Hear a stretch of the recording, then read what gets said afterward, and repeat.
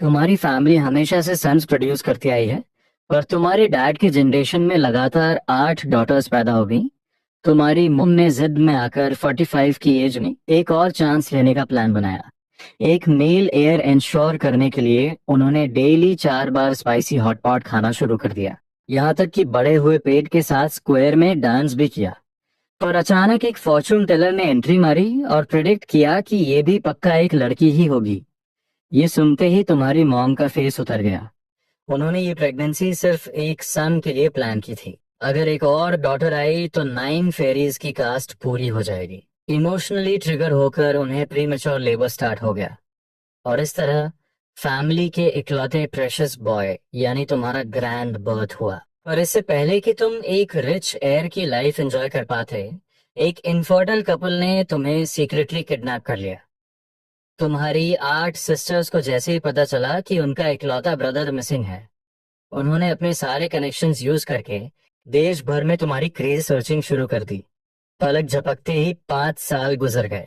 तुम्हारे adoptive parents का infertility का इशू चमत्कार से सॉल्व हो गया और उनका अपना खुद का चाइल्ड पैदा हो गया। इसके बाद उन्होंने तुम्हें कचरे की तरह घर से बाहर निकाल फेंका।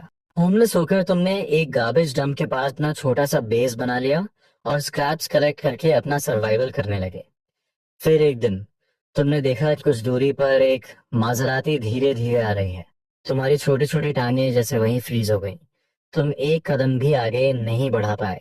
ड्राइवर अंकल जाओ को लगा कि तुम कोई स्कैमर हो जो एक्सीडेंट का फेक नाटक करेगा। उसने पैनिक में एक्सेलरेटर दबाया और भागने का ट्राई किया।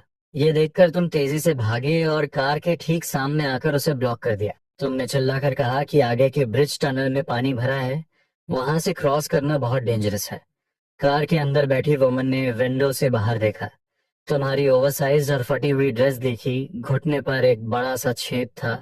तुम बहुत ही गंदे और छोटे लग रहे थे, लेकिन स्ट्रीट लाइट की येलो ग्लो में तुम्हारी वो शाइनिंग आईज एकदम प्योर और क्लियर लग रही थी। तुम्हारी आंखों में बस एंजाइटी थी और उन्हें देखकर जरा भी नहीं लगा कि तुम झूठ बोल रहे हो। पता नहीं क्यों उस वुमन को तुम्हारे अंदर एक अजीब सी फेमिलियरिटी फील हुई।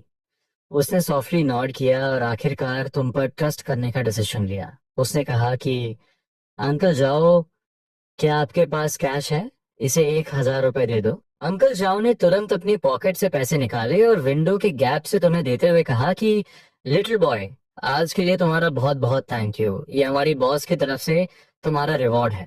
तुम डर के मारे झटके से अपने हाथ पीछे खींच लिए और बोले कि आंटी, मैं ये पैसे नहीं ले सकता। मैंने तो बस आपकी हेल्प के लिए वार्निंग दी थी, मुझे आपके पैसों का कोई लालच नहीं है। उधर अंकल जाओ को बहुत टेंशन हो रही थी। उन्होंने ये शॉर्टकट वैसे भी टाइम सेव करने के लिए लिया था, और अब तुम्हें यहाँ ऐसे डिले करते देखकर वो झल्ला गए। उन्होंने कहा कि हे लिटिल गाय, चुपचाप इसे रख लो ना, बाहर इतनी सर्दी है। इन पैसों से तुम बहुत सारा टेस्टी खाना खरीद सकते हो। इसे जल्दी से रख लो। तुमने अपनी लाइफ में कभी इतने पैसे नहीं देखे थे। तुम फिर से रिजेक्ट करने ही वाले थे कि अचानक तुम्हारे माइंड में आया कि विंटर आने वाला है और तुम्हारा वो छोटा सा टेंट बर्फ की तरह फ्रीज हो जाएगा। ये 1,000 रुपए तुम्हारे लिए लिटरल लाइफ सेवर थे। आखिरकार तुमने धीरे से कहा थैंक यू आंटी, और फिर खुशी खुशी पैसे लेकर अपनी पॉकेट में रखने लगे। पर तुम्हारी स्पीड इतनी तेज थी कि तुम्हारे गले में लटकता हुआ जेड पेंडेंट बाहर आ गिरा। बैक सीट पर बैठी उस वुमेन ने जैसे ही उस जेड पेंडेंट को देखा, उसके प्यूपिल्स झटके से श्रिंक हो गए। एकदम शॉक में उसने कार का डोर खुश किया और उस लग्जरी कार से बाहर आ गई। उस वुमेन के इस सडन एक्शन ने तुम्हें इतना डरा दिया कि तुम कई स्टेप्स पीछे हट गए। तुम सोचने लगे कि कहीं ये टॉल आंटी अपने 1,000 रुपये वापस लेने का प्लान तो नहीं कर रही। जब उस वुमन ने तुम्हारे चेहरे पर वो पैनिक देखा तो उसने तुरंत अपनी हाइट नीचे की और तुम्हारे लेवल पर बैठ गई। उसने अपने चेहरे पर एक बहुत ही स्वीट और फ्रेंडली स्माइल लाने का ट्राई किया और पूछा, लिटिल ब्रदर, तुम्हारा नेम क्या है? तुमने डरते हुए धीमी आवाज में रिप्लाई किया, मेरा नेम शाओके है, मुझे अपना सरनेम नहीं पता। उसने फिर बहुत ही सॉफ्ट टोन में पूछा, क्या मैं तुम्हारे गले का वो जेड पेंडेंट देख सकती हूँ? तुम्हें अचानक रियलाइज हुआ कि तुम्हारा सबसे प्रेशियस सीक्रेट बाहर आ गया है। तुमने घबराकर तुरंत उसे अपने हाथों से कवर कर लिया और वापस अपनी शर्ट के अंदर छुपा लिया। उस वुमन को समझ आ गया कि यहाँ जबरदस्ती करना गलत होगा, तो उसने अपनी वॉइस को और भी जेंटल करते हुए कहा, लिटिल ब्रदर, तुम बिल्कुल मत डरो, हम कोई बैड गाइज नहीं है।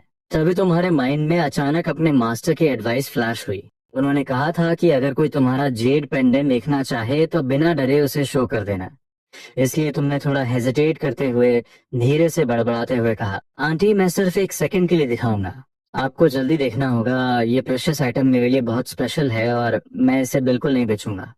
उस वुमन ने बेसब्री से उस जेड पेंडेंट को अपने हाथों में लिया। उसकी पतली फिंगर्स ने उस विंटेज स्टोन को बहुत सॉफ्टली टच किया। हालांकि स्ट्रीट लाइट बहुत डिम थी और साफ दिख नहीं रहा था, लेकिन उस फेमिलियर टच ने उसके दिल में एक जबरदस्त शॉक वेव भेज दी। वो अपना एक्साइटमेंट कंट्रोल नहीं कर पाई और तुरंत पूछा, लिटिल ब्रदर, ये जेड पेंडेंट तुम्हें किसने दिया है? तुमने अपनी पलकें झपकाई और बहुत इनोसेंटली जवाब दिया, ये मेरी फैमिली का लास्ट टोकन है जो उन्होंने मेरे लिए छोड़ा था।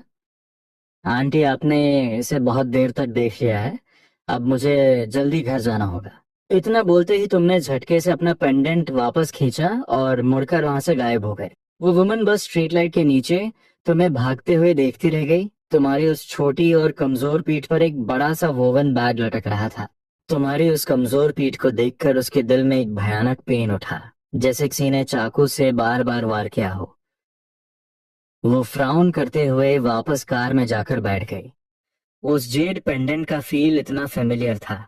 उसने बचपन में अपने ग्रैंडपा के स्टडी रूम में बिल्कुल सेम पीस देखा था। ग्रैंडपा ने बताया था कि वो वैंग फैमिली का अल्टीमेट हेयरलूम है। उन्होंने उसके सिर पे प्यार से हाथ फेरते हुए हंसकर कहा था, सिकी, ये तुम्हारी गलती नहीं कि तुम लड़के नहीं हो, लेकिन ये पेंडेंट मैं तुम्हें नहीं दे सकता। वांग सिक्की को ग्रैंडपा के वो पुराने वर्ड्स याद आए और उसके दिमाग में एक बहुत बड़ा गेस स्ट्राइक किया। इस छोटे लड़के की एज, कहीं ये उसका वो खोया हुआ सगा ब्रदर तो नहीं? उसने तुरंत अपना फोन निकाला और एक कॉल डायल किया। हेलो, नॉर्थ सिटी में रहने वाले एक छोटे लड़के की डिटेल चेक करो। वो एक लिटिल बेगर जैसा दिखता है, अराउंड 6-7 साल का है। मुझे कल दोपहर से पहले हर हाल में रिजल्ट चाहिए। इस वक्त गार्बेज डंप के अपने छोटे से टेंट में तुम क्रॉस लेग्ड बैठे अपने मास्टर की दी हुई टेक्निक के अकॉर्डिंग पूरी रात प्रैक्टिस कर रहे थे। सुबह की पहली सनलाइट आते ही तुमने स्ट्रेच करते हुए धीरे से अपनी आंखें खोली। तुम्हें जरा भी थकावट फील नहीं हो रही थी, बल्कि पूरी बॉडी में एक फ्रेश एनर्जी दौड़ रही थी। तुम्हारा माइंड एकदम शार्प और क्लियर हो गया था। तुम्हें बिल्कुल आइडिया नहीं था कि इस वक्त तुमने सक्सेसफुली ची कंडेंसेशन के इनिशियल स्टेज में एंट्री मारी है। एक बहुत ही स्ट्रॉन्ग स्पिरिचुअल एनर्जी चुपचाप तुम्हारी पूरी बॉडी को अपग्रेड कर रही थी। जल्दी ही तुमने नोटिस किया कि तुम्हारी बॉडी पर कोई काली और चिपचिपी चीज लगी है। वो इतनी स्टिकी और स्मेली थी कि तुम्हें खुद से घिन आने लगी।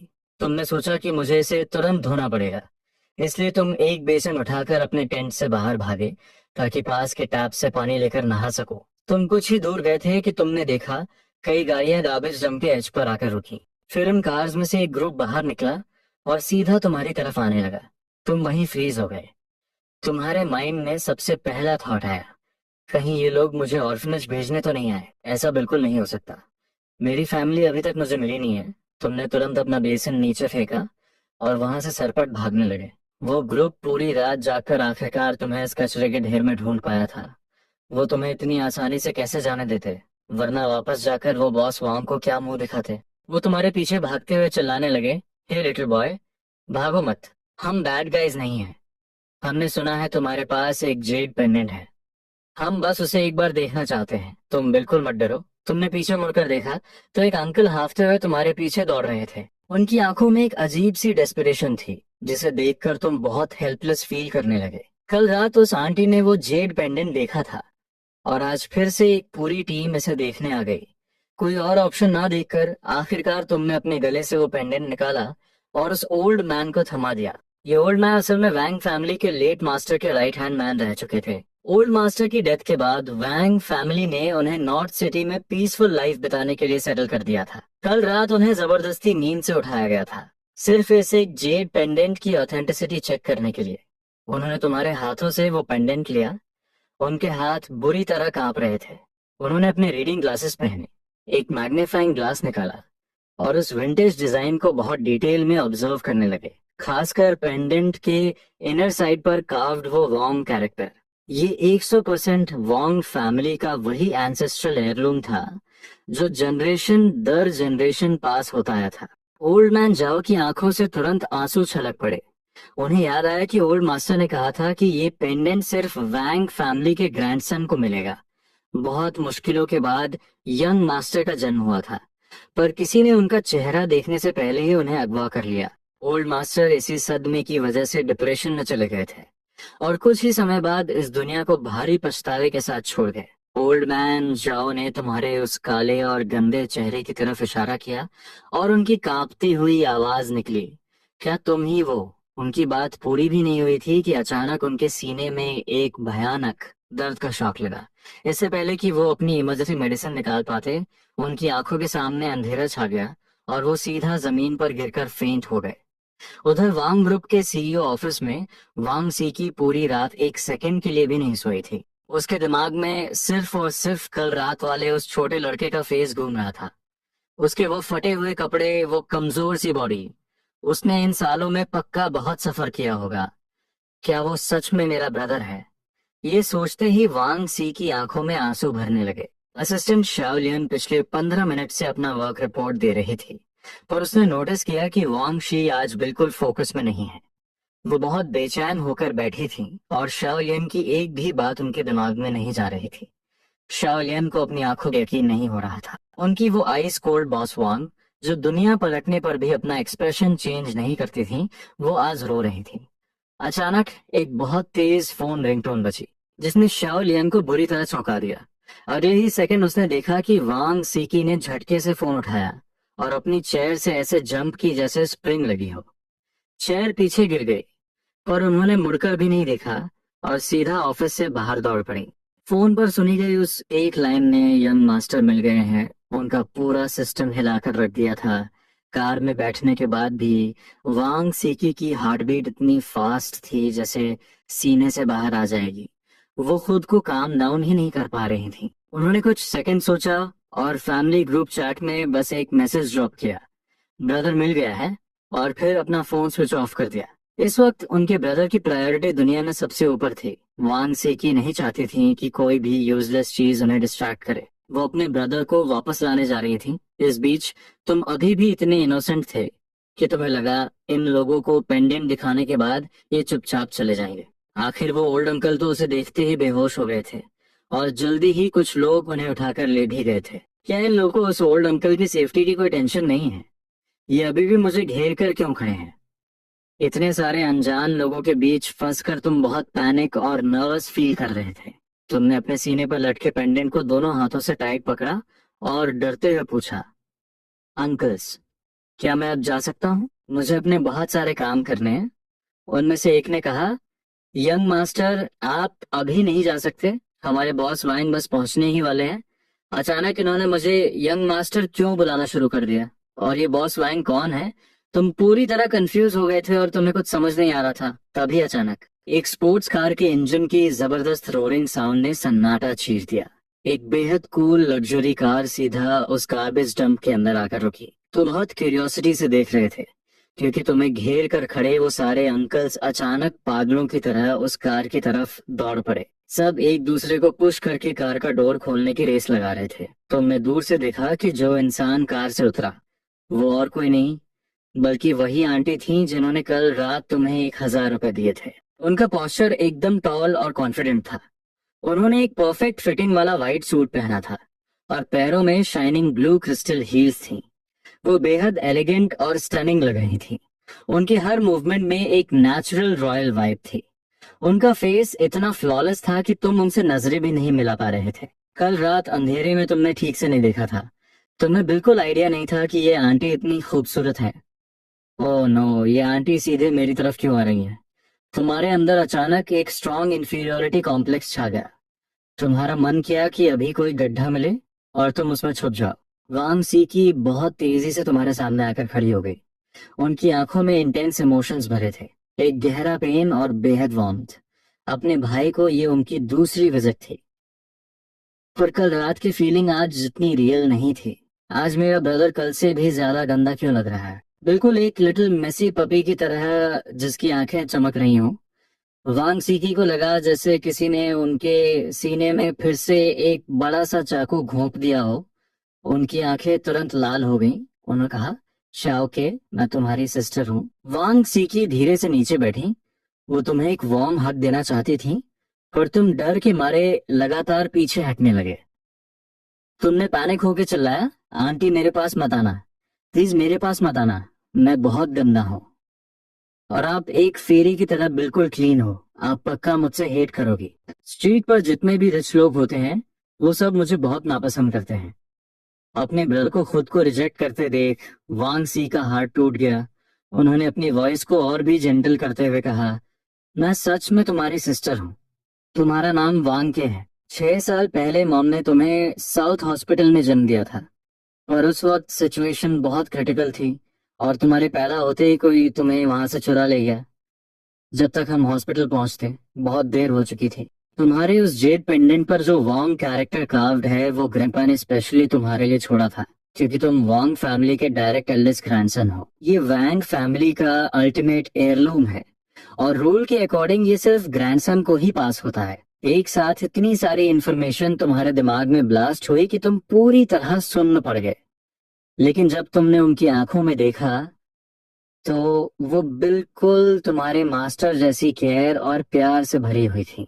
तुमने उनकी बातों पर ट्रस्ट करने का डिसीजन लिया। मतलब, जिस ब्यूटीफुल औरत को मैं अब तक आंटी बुला रहा था वो सच में मेरी सगी सिस्टर है। तुम बहुत देर तक शॉक में खड़े रहे, और फिर आखिरकार शर्माते हुए एक छोटी सी आवाज निकाली, सिस्टर। इस एक सिस्टर वर्ड ने वोंग सीकी का दिल इंस्टेंट मेल्ट कर दिया। उन्होंने पीछे मुड़कर अपने सबॉर्डिनेट्स को ऑर्डर दिया, तुम सब लोग अभी यहाँ से निकलो। उन्हें डर था कि इन बॉडीगार्ड्स का वो डेंजरस लुक कहीं उनके भाई को और न डरा दे। फिर उन्होंने प्यार से पूछा, शौक है, अब सिस्टर के साथ घर चलोगे? तुमने जवाब दिया, मैं अभी आपके साथ नहीं जा सकता। मैंने अभी तक बात नहीं लिया है, और मैंने अभी तक कुछ खाया भी नहीं है। खासकर वो लास्ट लाइन, मैंने अभी तक कुछ खाया भी नहीं है। ये सुनकर वांग सी का दिल दर्द से तड़प उठा। उन्होंने तुम्हारे गंदे और छोटे हाथों को अपने हाथ में लिया और कहा, चलो, सिस्टर पहले तुम्हें खाना खिलाने ले जाएगी, फिर हम घर जाकर आराम से बात लेंगे। तुमने डरते हुए उनकी तरफ देखा और पूछा, सिस्टर, क्या मैं अपने फ्रेंड शाओडो को साथ ले जा सकता हूँ? और मेरे पास और भी बहुत सारे ट्रेजर्स हैं जिन्हें मुझे पैक करना है। वांग शीक ने पूछा, शाओडो कौन है? क्या तुम सिस्टर को उससे मिलवा सकते हो? इसके बाद तुम वांग शी को अपने उस छोटे से टेंट की तरफ ले गए। ओ माय गॉड, क्या मेरा ब्रदर इतने सालों से इस कचरे में रह रहा था? वांग सीकी का दर्द अब इतना बढ़ गया था कि उन्हें कुछ फील होना बंद हो गया था। पता चला कि शाओ डो असल में एक लिटिल हैमस्टर है। गार्बेज डंप में अचानक इतने सारे लोगों को देखकर वो बुरी तरह डर गया था। जैसे उसने तुम्हें देखा वो तुरंत जंप करके तुम्हारे ऊपर आ गया और प्रोटेक्शन के लिए तुम्हारी शर्ट में छुप गया। वांग सी को अपनी लाइफ में चूहों से सबसे ज्यादा डर लगता था, पर इस वक्त उन्होंने जरा भी डिस्कस शो करने की हिम्मत नहीं की। उन्हें डर था कि अगर भाई नाराज हो गया तो वो उनके साथ घर नहीं जाएगा, क्योंकि ब्रदर ने कहा है कि ये हैमस्टर उसका फ्रेंड है, तो इसे भी घर ले जाकर पाला जाएगा। आखिर में तुमने सिर्फ उस हैमस्टर को ही नहीं लिया, बल्कि बॉडीगार्ड से कहकर अपने टेंट का सारा स्क्रैप और कबाड़ भी पैक करवा लिया। इन सारी चीजों को उठाते उठाते बॉडीगार्ड अंकल झा पसीने से भीग गए, यहाँ तक कि वो सारा सामान उस मोजराटी के ट्रंक में भी फिट नहीं आ रहा था। जब वो कार जियांगडोंग डिस्ट्रिक्ट के नॉर्थ सिटी मेन रोड पर चल रही थी तो उसे मुड़ मुड़ कर देखने वालों का रेट 100% था। ओ माय गॉड, वो करोड़ों की माजराटी है, और उसके ट्रंक में ये कबाड़ क्यों भरा हुआ है? ट्रंक का डोर भी बंद नहीं हो रहा था, उसे एक फटे हुए कपड़े से बांधा गया था। ये आखिर कौन सा एलियन लॉजिक है? कार के अंदर बैठे हुए तुम और भी ज्यादा नर्वस हो रहे थे। तुम्हें डर था कि कहीं तुम्हारी वजह से सिस्टर की कार गंदी न हो जाए, इसलिए तुमने अपने फटे हुए बैग से कुछ पुराने न्यूज़पेपर्स निकाले और बहुत ध्यान से उन्हें सीट पर बिछा दिया। तुम्हारे इस एक छोटे से एक्शन ने वैंग सीकी की आंखों को फिर से नम कर दिया।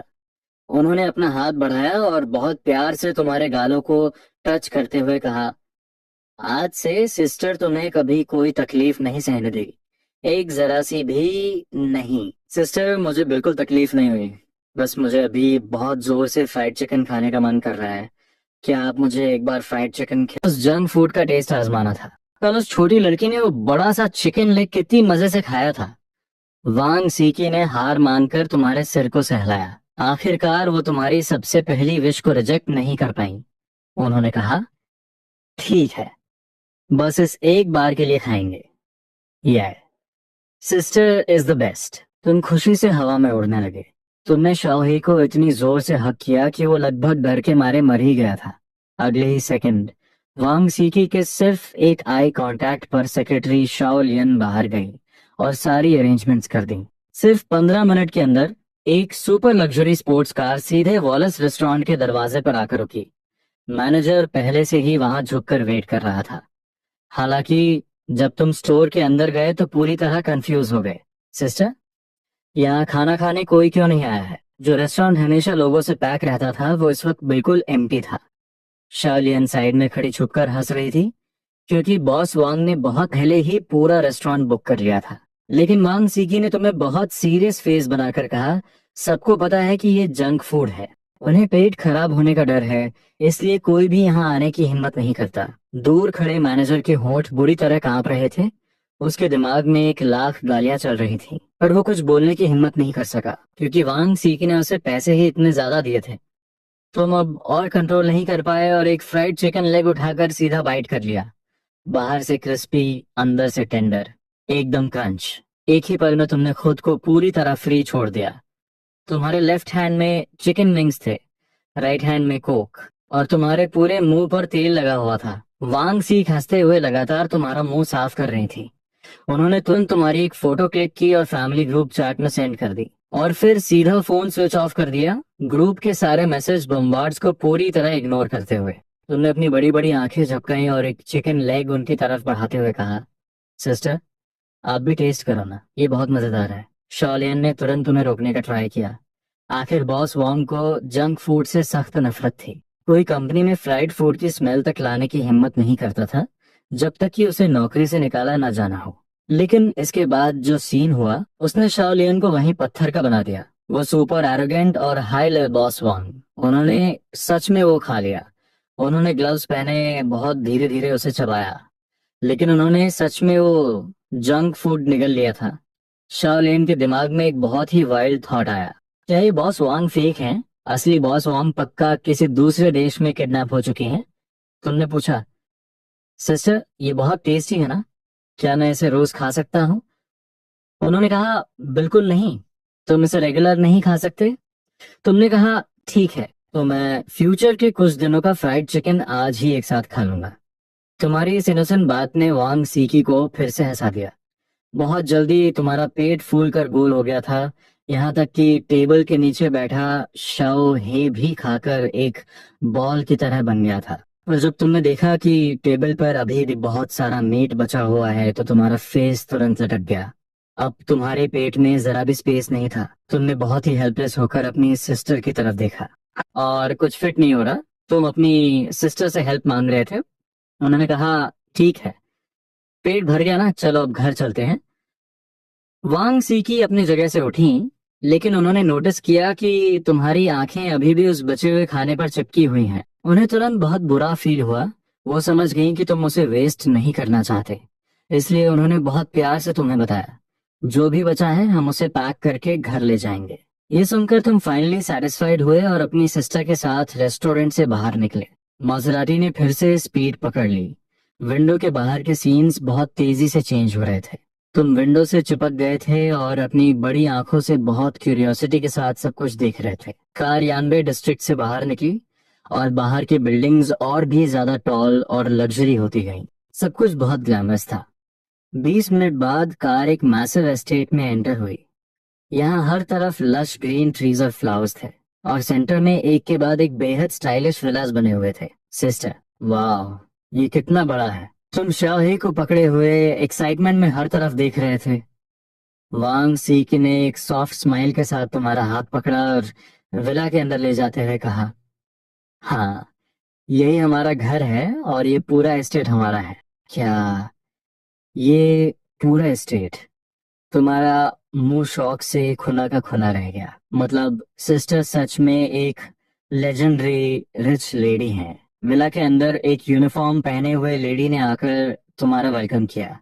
वो वांग फैमिली की हेडमेड आंट लान थी, जिन्होंने वांग सीकी और उनके भाई बहनों को बड़ा होते देखा था। उन्होंने कहा, मिस, आप आ गए, जल्दी अंदर आइए, मैं अभी किसी को लंच तैयार करने के लिए कहती हूँ। वांग सीकी ने कहा, उसकी कोई जरूरत नहीं है आंटलान। हमने खाना खा लिया है, पहले एक रूम साफ करके अच्छे से डेकोरेट करते हैं। आंट लान की आंखों में आंसू थे, वो बहुत सॉफ्टली तुम्हारी तरफ देख रही थी।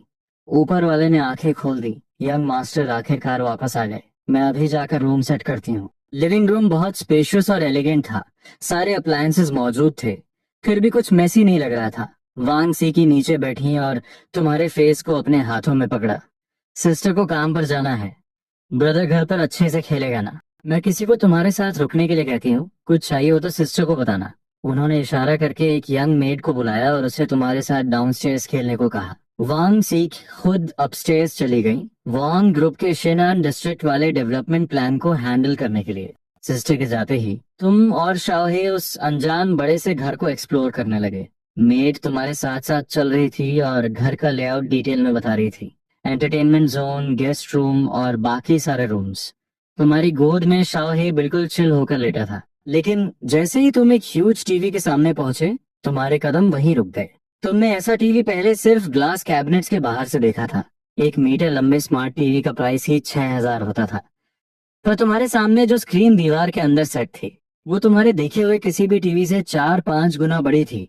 तुमने अंदाजा लगाया कि इसकी वैल्यू कम से कम 20,000 तो होगी ही। तुम्हारी फैमिली हमेशा से सन्स प्रोड्यूस करती आई है, टीवी देखना चाहते हैं? मेड ने थोड़ा हेजिटेट करते हुए पूछा। तुमने अपना सिर हिलाया और सोफा पर बैठ गए। शाओहे को आजादी से घूमने के लिए छोड़ दिया। मेड ने टीवी ऑन किया। तुम्हारे सामने हजारों कार्टून्स की चॉइसेस थी। तुमने थोड़ा हेजिटेट किया और आखिरकार Pleasant Goat and Big Big Wolf select किया और पूरे मजे से देखने लगे। मेड ने तुम्हारे लिए एक फ्रूट प्लेटर और ड्रिंक्स लाकर रख दी। इतने बड़े टीवी पर देखने का मजा ही कुछ और था। तुम पूरी तरह से उसमें खो गए, बस बीच बीच में एक स्ट्रॉबेरी खा लेते। दूसरी तरफ शाओ हे पूरे रूम में इधर उधर स्निफ कर रहा था। विला का मेन डोर लॉक नहीं था, बस हल्का सा खुला था। शाओ हे ने 2 बार स्क्रैच किया और चुपचाप बाहर खिसक गया। शाओ हे पूरे यार्ड में पागलों की तरह भाग रहा था, ग्रास पर रोल कर रहा था और फिर सीधा एस्टेट के आउटर एरिया की तरफ भाग गया। कुछ ही देर में एस्टेट के बाहरी हिस्से से एक गुस्से भरी आवाज आई। ये छोटा सा हैमस्टर कहाँ से टपक पड़ा। झाड़ू लगा रहे एक आदमी ने बहुत डिस्गस्ट के साथ कॉर्नर में मिट्टी खोदते हुए शाओ हे को देखा। उसने लॉन में एक गड्ढा कर दिया था। ये कितना इरिटेटिंग है। वो आदमी गुस्से में भड़क कर दौड़ा और शाओ हे को पकड़ने का ट्राई करने लगा। शाओ हे के पैर भले ही छोटे थे, पर उसकी स्पीड इतनी तेज थी कि एक बड़ा आदमी भी उसे कैच नहीं कर पाया था। मरियल चूहे, एक बार मेरे हाथ आ जा, तेरी चमड़ी उधेड़ दूंगा। काफी देर भागने के बाद शाओ हे एक डेड एंड में फंस गया और आखिरकार पकड़ा गया। भागना, तेरी छोटी टांगे बहुत तेज चल रही थी ना, अब क्यों नहीं भाग रहा? वो आदमी बुरी तरह हाफ रहा था। उसने शाओ हे की दोनों टांगे पकड़ी और सीधा एस्टेट के गेट की तरफ बढ़ने लगा। उसके मन में बस एक ही ख्याल था, इस जानवर को यहाँ से बहुत दूर फेंकना होगा। वो प्लान बना रहा था कि वापस आकर पूरे एस्टेट की बाउंड्री चेक करेगा कि आखिर ये हैमस्टर अंदर कहाँ से घुसा। लेकिन जैसे ही वो गेट के पास पहुंचा, उसने आंट लान को देखा। आंट लान मेड्स को बॉक्सेस अंदर लाने के लिए इंस्ट्रक्ट कर रही थी, टॉयज और बच्चों का बहुत सारा सामान। हेलो आंट लान, उस आदमी ने ग्रीट किया। आंट लान ने मुड़कर देखा। उनकी नजर उसके हाथ में लटकते हुए हैमस्टर पे पड़ी। उन्होंने कैजुअली पूछा, शाओ लियू, क्या बात है? इतना थके हुए क्यों लगे हो? कहीं गिर गए थे क्या? कुछ नहीं, एस्टेट में एक हैमस्टर घुस आया था। मैं बस इसे बाहर फेंकने जा रहा था ताकि मिस डिस्टर्ब ना हो। आंट लान ने झटके से बाहर जा रहे शाओ लियू को रोका। हैमस्टर, उनकी आंखें फटी की फटी रह गईं। ये हैमस्टर यंग मास्टर का, क्या ये हैमस्टर यंग मास्टर का नहीं है? तुमने इसे क्यों पकड़ा है? शाओ लियू के तो होश ही उड़ गए। उसे पता था कि यंग मास्टर वापस आए हैं, उसे तो 500 का बोनस भी मिला था, पर किसी ने ये नहीं बताया था कि यंग मास्टर अपने साथ एक हैमस्टर भी लाए हैं। आंट लान ने तुरंत शाओहे को अपने हाथों में लिया और उसके सिर को सॉफ्टली थपथपाया। फिर बेहद कोल्ड वॉइस में बोली, तुम उसे बाहर फेंकना चाहते थे। मुझे तो लग रहा है कि तुम खुद यहाँ से बाहर फेंके जाना चाहते हो। अगर यंग मास्टर को गुस्सा आ गया और ऊपर से ऑर्डर्स आ गए, तो क्या तुम इसका रिस्पॉन्सिबिलिटी ले पाओगे?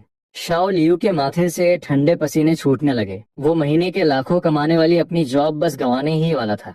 उसने तुरंत सिर झुकाकर माफी मांगी और घबराते हुए एक्सप्लेन किया कि उसे कुछ नहीं पता था। नतीजा, शाओ लियू के रोते हुए 1,000 रुपए सैलरी से कट गए। भाई लोग, कोई समझेगा मेरी बात? आज मुझे एक चूहे ने बुली कर दिया। शाओ लियू मुंह लटकाए वापस उस लॉन का गड्ढा भरने चला गया। 2 घंटे बाद तुम टीवी देखकर थक चुके थे।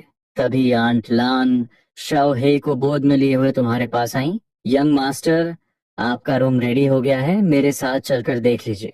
हालांकि यंग मास्टर टाइटल तुम्हें थोड़ा अजीब लग रहा था, पर तुमने उसे एक्सेप्ट कर लिया। थैंक यू आंट लान, तुमने अपनी स्वीट और इनोसेंट आवाज में कहा। आंट लान का दिल तो जैसे मेल्ट ही हो गया। आखिर उम्र के इस पड़ाव पर उन्हें बच्चे बहुत प्यारे लगते थे। तुम आंट लान के पीछे पीछे सेकंड फ्लोर पर गए। उन्होंने कॉरिडोर के एंड वाले रूम की तरफ इशारा करते हुए कहा, वो तुम्हारा रूम है। आंट लान बहुत पेशेंस के साथ बाकी रूम्स भी इंट्रोड्यूस कर रही थी। फिर उन्होंने एक बंद दरवाजे की तरफ इशारा किया। ये रूम यंग मास्टर के मॉम डैड का है। मिस का रूम थर्ड फ्लोर पर है। तुमने पूछा, मॉम डैड घर पे नहीं है? वो कहाँ गए हैं? तुम्हें अचानक अंदर से बहुत खालीपन फील हुआ। तुमने बचपन से अपने पेरेंट्स को नहीं देखा था। तुम उनसे मिलना भी चाहते थे और डरते भी थे कि कहीं वो तुम्हें नापसंद ना करें। मास्टर और मैडम नॉर्थ एरिया में कुछ बिजनेस हैंडल कर रहे हैं। वो काफी लंबे टाइम तक घर नहीं आ पाएंगे। आंट लान ने बहुत काम ने कहा। पर उन्होंने तुम्हें ये नहीं बताया कि तुम्हारे डैड असल में नॉर्थ के वॉर जोन में रेबेलियन को क्रश कर रहे हैं और वहाँ की सिचुएशन बहुत टेंस है। आंट लान ने दरवाजा खोला।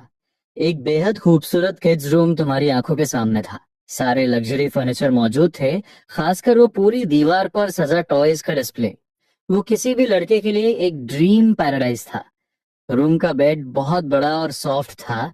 ब्लैंकेट पर प्यारे कार्टून प्रिंट्स थे। वाओ! तुम एक्साइटमेंट में सीधा बेड पर कूद पड़े। ये इतना बाउंसी और सॉफ्ट था। ब्रिज के नीचे वाली उस टूटी खटिया से तो लाख गुना बेटर था। स्मार्ट एसी 24 आवर्स ऑन रहता था। टेम्परेचर एकदम परफेक्ट था। यंग मास्टर, क्या आप सेटिस्फाइड हैं? कुछ भी चाहिए हो तो बेझिझक आंट लान को बताना। मैं सेटिस्फाइड हूँ। थैंक यू आंट लान। क्या मैं थोड़ी देर सो सकता हूँ? मुझे बहुत नींद आ रही है। तुम्हारी आंखें भारी हो रही थी। ठीक है यंग मास्टर, आराम से रेस्ट कीजिए। कोई भी जरूरत हो तो बेड के पास वाला बटन प्रेस कर देना। आंट लान आ जाएंगी। आंट लान ने मुस्कुराते हुए दरवाजा बंद किया। कितना प्यारा बच्चा है। जैसे ही आंट लान बाहर गई, तुमने तुरंत अपने जूते उतारे और बेड पर क्रॉस लेग बैठ गए। तुम्हारी फैमिली हमेशा से सन्स प्रोड्यूस करती आई है, पर तुम्हारे डैड के जनरेशन में लगातार 8 डॉटर्स पैदा हो गई। तुम्हारी मॉम ने जिद में आकर 45 की एज में एक और चांस लेने का प्लान बनाया। एक मेल एयर के लिए उन्होंने डेली 4 बार स्पाइसी हॉटपॉट खाया और बढ़े हुए पेट के साथ स्क्वायर में डांस किया। आज सुबह से ही तुम्हें लग रहा था कि तुम्हारे माइंड में कुछ अजीब सी मूवमेंट हो रही है। अब जब तुम फाइनली अकेले थे, तो तुमने सोचा कि इसे एक्सप्लोर किया जाए। ची कंडेंसेशन स्टेज में एंट्री के बाद सिर्फ तुम्हारी फिजिकल स्ट्रेंथ ही अपग्रेड नहीं हुई थी, बल्कि अब तुम अपने सी ऑफ कॉन्शियसनेस में भी एंटर कर सकते थे। सी ऑफ कॉन्शियसनेस एक इंसान का स्पिरिचुअल माइंड स्पेस, जहां नॉर्मल लोग एंटर ही नहीं कर सकते। तुम्हारा mind space around 20 square metres का था। उसके बिल्कुल सेंटर में 6 ग्लोइंग एनर्जी बॉल्स फ्लोट कर रही थी और साथ ही एक रिंग भी थी। मेरे प्यारे डिसाइपल मास्टर, तुम खुशी से चिल्ला उठे। उस स्पेस में चारों तरफ से मास्टर की आवाज गूंज रही थी। तुम कई बार घूमे पर हमें कोई दिखा नहीं। डिसाइपल, जब तुम इस सी ऑफ कॉन्शियसनेस में एंटर करोगे तो तुम्हें मेरे छोड़े हुए गिफ्ट्स मिल जाएंगे। अच्छे से प्रैक्टिस करना, मुझे निराश मत करना। ये 6 एनर्जी बॉल्स तुम सिर्फ अपनी स्पिरिचुअल पावर इंजेक्ट करके ही अनलॉक कर सकते हो। और इस स्पेशल रिंग पर मैंने 9 लेयर्स की सील लगाई है। मुझे उम्मीद है कि तुम अपना खुद का रास्ता बनोगे। मैं तुम्हें हमेशा प्रोटेक्शन में रखकर ग्रो नहीं कर सकता। याद रखना, अपनी स्किल्स को सीक्रेट रखना। जो पेड़ जंगल में सबसे ऊंचा होता है, तूफान सबसे पहले उसी को तोड़ता है। तुमने मास्टर की एडवाइस बहुत ध्यान से सुनी। जब उस स्पेस में सन्नाटा छा गया तो तुम उन एनर्जी बॉल्स की तरफ बढ़े। वो सिल्वर रिंग जैसे अलाइव थी। तुम्हारे टच करते ही उसने खुद अपना साइज चेंज किया और तुम्हारे राइट हैंड की रिंग फिंगर में फिट हो गई।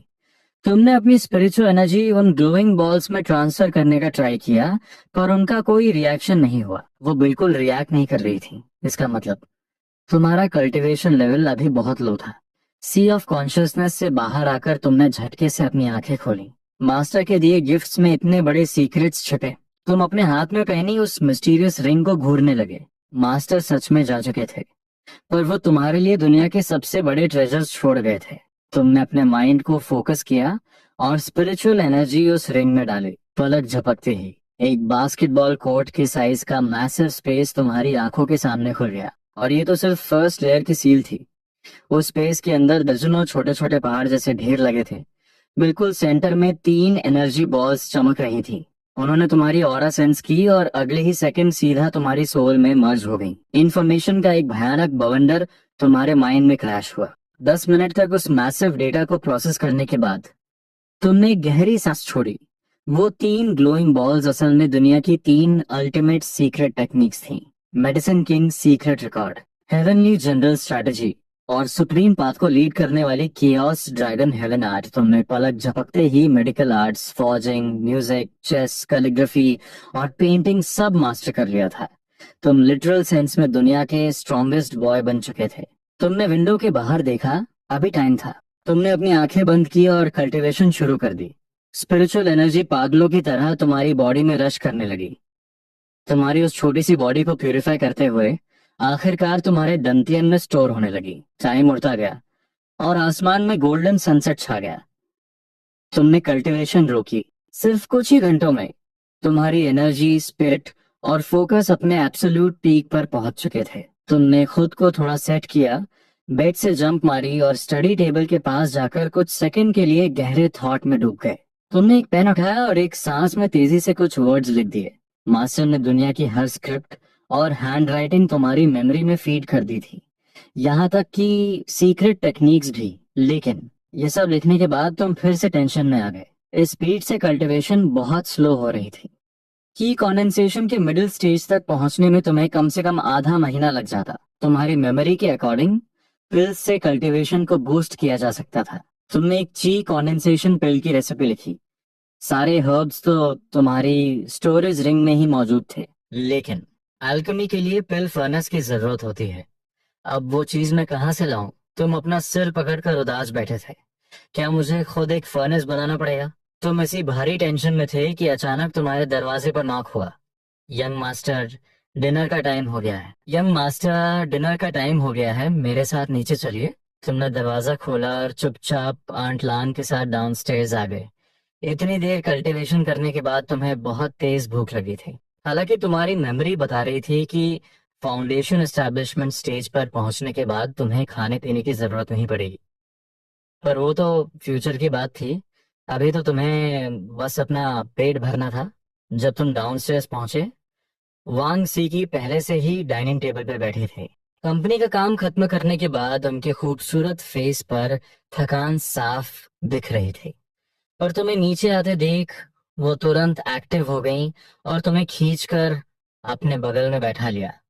डाइनिंग टेबल इतना मैसिव था कि उस पर 20 लोग आराम से बैठ सकते थे।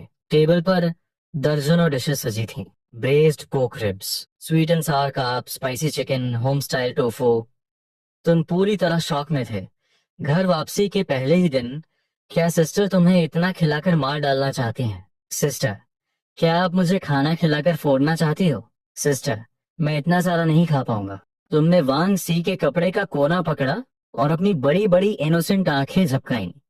वांग सी हंसते हंसते पागल हो गई।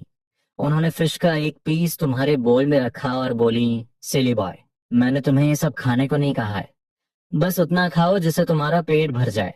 तुमने बहुत कंफ्यूजन के साथ पूछा, तो जो बच जाएगा उसका क्या होगा? क्या हम उसे फेंक देंगे? वांग सीकी ने तुरंत एक्सप्लेन किया, बचे हुए खाने को साफ करने के लिए लोग हैं, कुछ वेस्ट नहीं होगा। आखिरकार तुम्हारे दिल को सुकून मिला और तुम्हारी भूख पूरी तरह खुल गई। कुछ डिशेस टेस्ट करने के बाद तुम रुक ही नहीं पाए। बहुत जल्दी तुम्हारा पेट फुल हो गया। तुम्हारे लिए खाना खाना दुनिया की सबसे बड़ी खुशी थी। इस पूरे टाइम वांग सीकी ने मुश्किल से कुछ बाइट्स ही खाए होंगे। वो बस तुम्हें बहुत प्यार से खाले हुए देख रही थी। लिटिल ब्रदर, क्या तुम्हारे 6th बर्थडे में सिर्फ 3 महीने बचे हैं? तुमने अपना गोल मटोल पेट सहलाया और सोचने लगे, तुम्हारा बर्थडे कब आता है? बर्थडे पर क्या करते हैं? तुमने लाइफ में कभी अपना बर्थडे सेलिब्रेट नहीं किया था। यहाँ तक कि ग्रैंडपा को भी तुम्हारी डेट ऑफ बर्थ नहीं पता थी। तो अक्टूबर को आता है। देखा जाए तो अब 2 महीने से भी कम टाइम बचा है। बर्थडे पर हम बड़ा सा केक काटेंगे, नए कपड़े पहनेंगे और विश मांगेंगे। तुमने अपने माइंड में उस सीन को इमेजिन किया और अपनी सिस्टर से पूछा, केक का टेस्ट कैसा होता है? वांग सीकी ने मुस्कुराकर बताया, वो बहुत सॉफ्ट और मीठा होता है, बिल्कुल क्लाउड्स की तरह। खाना खत्म होने के बाद वांग सीकी ने छुपकर तुम्हारी एक और फोटो ली और फैमिली ग्रुप में भेज दी। वांग वेन्या का इंस्टेंट रिप्लाई आया, सिकी मैं कुछ ही दिनों में घर आ रही हूँ।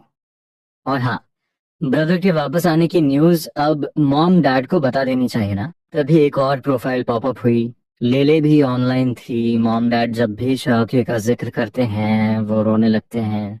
अब शौके वापस आ गया है तो ये खबर सुनकर वो खुशी से पागल हो जाएंगे। शिनरू का भी मैसेज आया, मैं भी घर आ रही हूँ। मैंने बहुत टाइम से अपनी बहनों को नहीं देखा। वांग वेन्ना ने उसे टीज करते हुए लिखा, तुम्हारा असली टारगेट हम नहीं, तुम्हारा छोटा भाई है। इस वक्त क्योटो इंटरनेशनल स्टेडियम के बैक स्टेज में एक वाइट ड्रेस पहने खूबसूरत लड़की अपने फोन को देखकर लगातार हंस रही थी। उसकी स्किन दूध जैसी सफेद थी और फीचर्स एकदम परफेक्ट। वो किसी फेरी टेल की प्रिंसेस लग रही थी। वो कोई और नहीं, नेशनल वाइफ के नाम से मशहूर, वीबो पर सबसे ज्यादा फॉलोअर्स वाली सुपरस्टार थी। वो एंटरटेनमेंट इंडस्ट्री की undisputed queen, grand slam winning top actress Wang Shindo थी। इस वक्त उसका fan meet and greet event चल रहा था। होस्ट ने क्राउड की एनर्जी को एब्सोल्यूट पीक पर पहुंचा दिया था। हजारों लोगों के पागलपन भरे शोर के बीच वांग शिंद्रो ने बहुत एलिगेंस के साथ स्टेज पर एंट्री ली। वांग शिंद्रो, मेरी queen, I love you goddess, please एक बार मेरी तरफ देख लो। स्टेडियम की 1 लाख सीट्स पूरी तरह पैक्ड थी और पब्लिक का चिल्लाना कान फाड़ देने वाला था। वांग शिंद्रो ने चारों तरफ झुककर सबका शुक्रिया अदा किया और फिर अपने कुछ ओरिजिनल हिट सॉन्ग्स गाए। बहुत जल्द इवेंट अपने एंड पर पहुंच गया। अचानक उसने माइक पकड़ा, कहा, मुझे पता है आप सब नेक्स्ट मंथ मेरे हॉलीवुड कोलैबोरेशन का वेट कर रहे हैं, लेकिन मुझे अफसोस है मैं अब उस मूवी का हिस्सा नहीं बन पाऊंगी।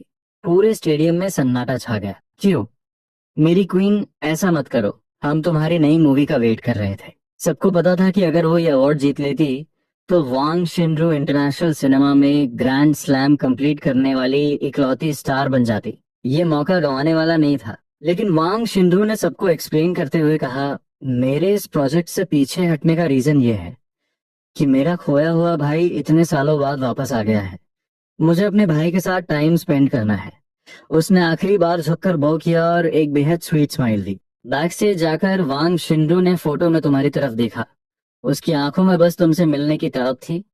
बस ये सारे बचे हुए काम खत्म कर लूं, फिर सीधा घर जाकर तुमसे मिलूंगी। उसी वक्त कंट्री एम के इंटरनेशनल एजुकेशन रिसर्च सेंटर के कॉन्फ्रेंस रूम में वांग वेन्या हेड चेयर पर बैठी थी। उनके सामने दुनिया के टॉप इंटरनेशनल प्रोफेसर्स बैठे थे। उन्होंने सीधा अनाउंस किया, सबसे पहले मैं कुछ टाइम के लिए वापस ख्वाक्षा जा रही हूँ। प्रोफेसर ली के मेरी गैर मौजूदगी में डिपार्टमेंट हैंडल करेंगे। एक इकोनॉमिक्स प्रोफेसर ने तुरंत ऐतराज जताया, ओह माय डियर प्रेसिडेंट, जहां तक मुझे पता है हुएक्शिया की क्योटो यूनिवर्सिटी की वर्ल्ड रैंकिंग 17th है। आप खुद को डाउनग्रेड करके वहां गेस्ट प्रोफेसर बनने क्यों जा रही हैं? वांग वेन्या ने हाथ हिलाकर बात काटी और सीधा मीटिंग एंड कर दी। उन्होंने 7 दिन बाद की फ्लाइट बुक की। बस यहाँ का काम खत्म करके वो सीधा देश वापस लौटेंगी। और इस वक्त वांग एस्टेट में तुम अपनी सिस्टर का हाथ खींचकर उन्हें शाओ हे को दिखाने जा रहे थे। विला के दरवाजे के पास एक कॉर्नर में शाओ हे पूरे मजे से अपना खाना ठूस रहा था। उसके पास ही एक शानदार हैमस्टर हाउस रखा था जो आंट लान ने स्पेशली उसके लिए बनवाया था।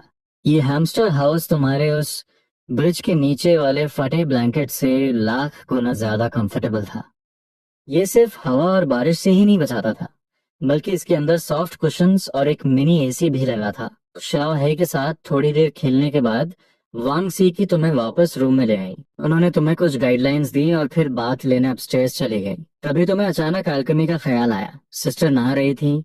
इसी मौके का फायदा उठाकर तुमने वो रेसिपी पेपर अपनी पॉकेट में डाला और दबे पांव डाउनस्टेयर्स आ गए। आंट लान सामान अरेंज कर रही थी। उन्होंने तुम्हें देखा और पूछा, क्या हुआ यंग मास्टर, कुछ चाहिए? तुमने आंट लैम का हाथ पकड़ा और कहा कि तुम्हें किचन देखना है। तुम्हें उस पिल फर्नेस का रिप्लेसमेंट ढूंढना था। किचन में देखने लायक कुछ नहीं है यंग मास्टर। अगर आपको भूख लगी है तो आंट लैन आपको लेट नाइट स्नैक बना देंगी। तुमने आंट लैन का हाथ पकड़कर बहुत क्यूट तरीके से जिद की। आंट लैन तुम्हारी ये क्यूटनेस बर्दाश्त नहीं कर पाई और मजबूर होकर तुम्हें किचन में ले गई।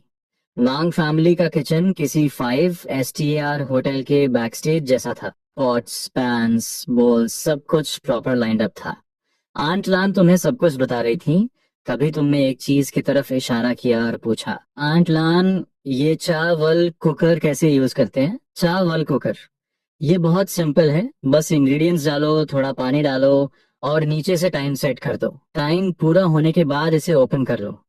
तुमने हर एक स्टेप अच्छे से याद कर लिया। जैसे ही तुम दोनों किचन से बाहर आए, तुमने आंट लान की नजर बचाकर वापस किचन में एंट्री मार ली। तुम्हें आज रात हर हाल में ऊंची कंडेंसेशन पिल बनानी थी, वरना तुम्हारी कल्टीवेशन की स्पीड बहुत स्लो हो जाती। तुम्हारा मास्टर प्लान ये था कि इस चावल कुकर को पिल फर्नेस की तरह यूज किया जाए।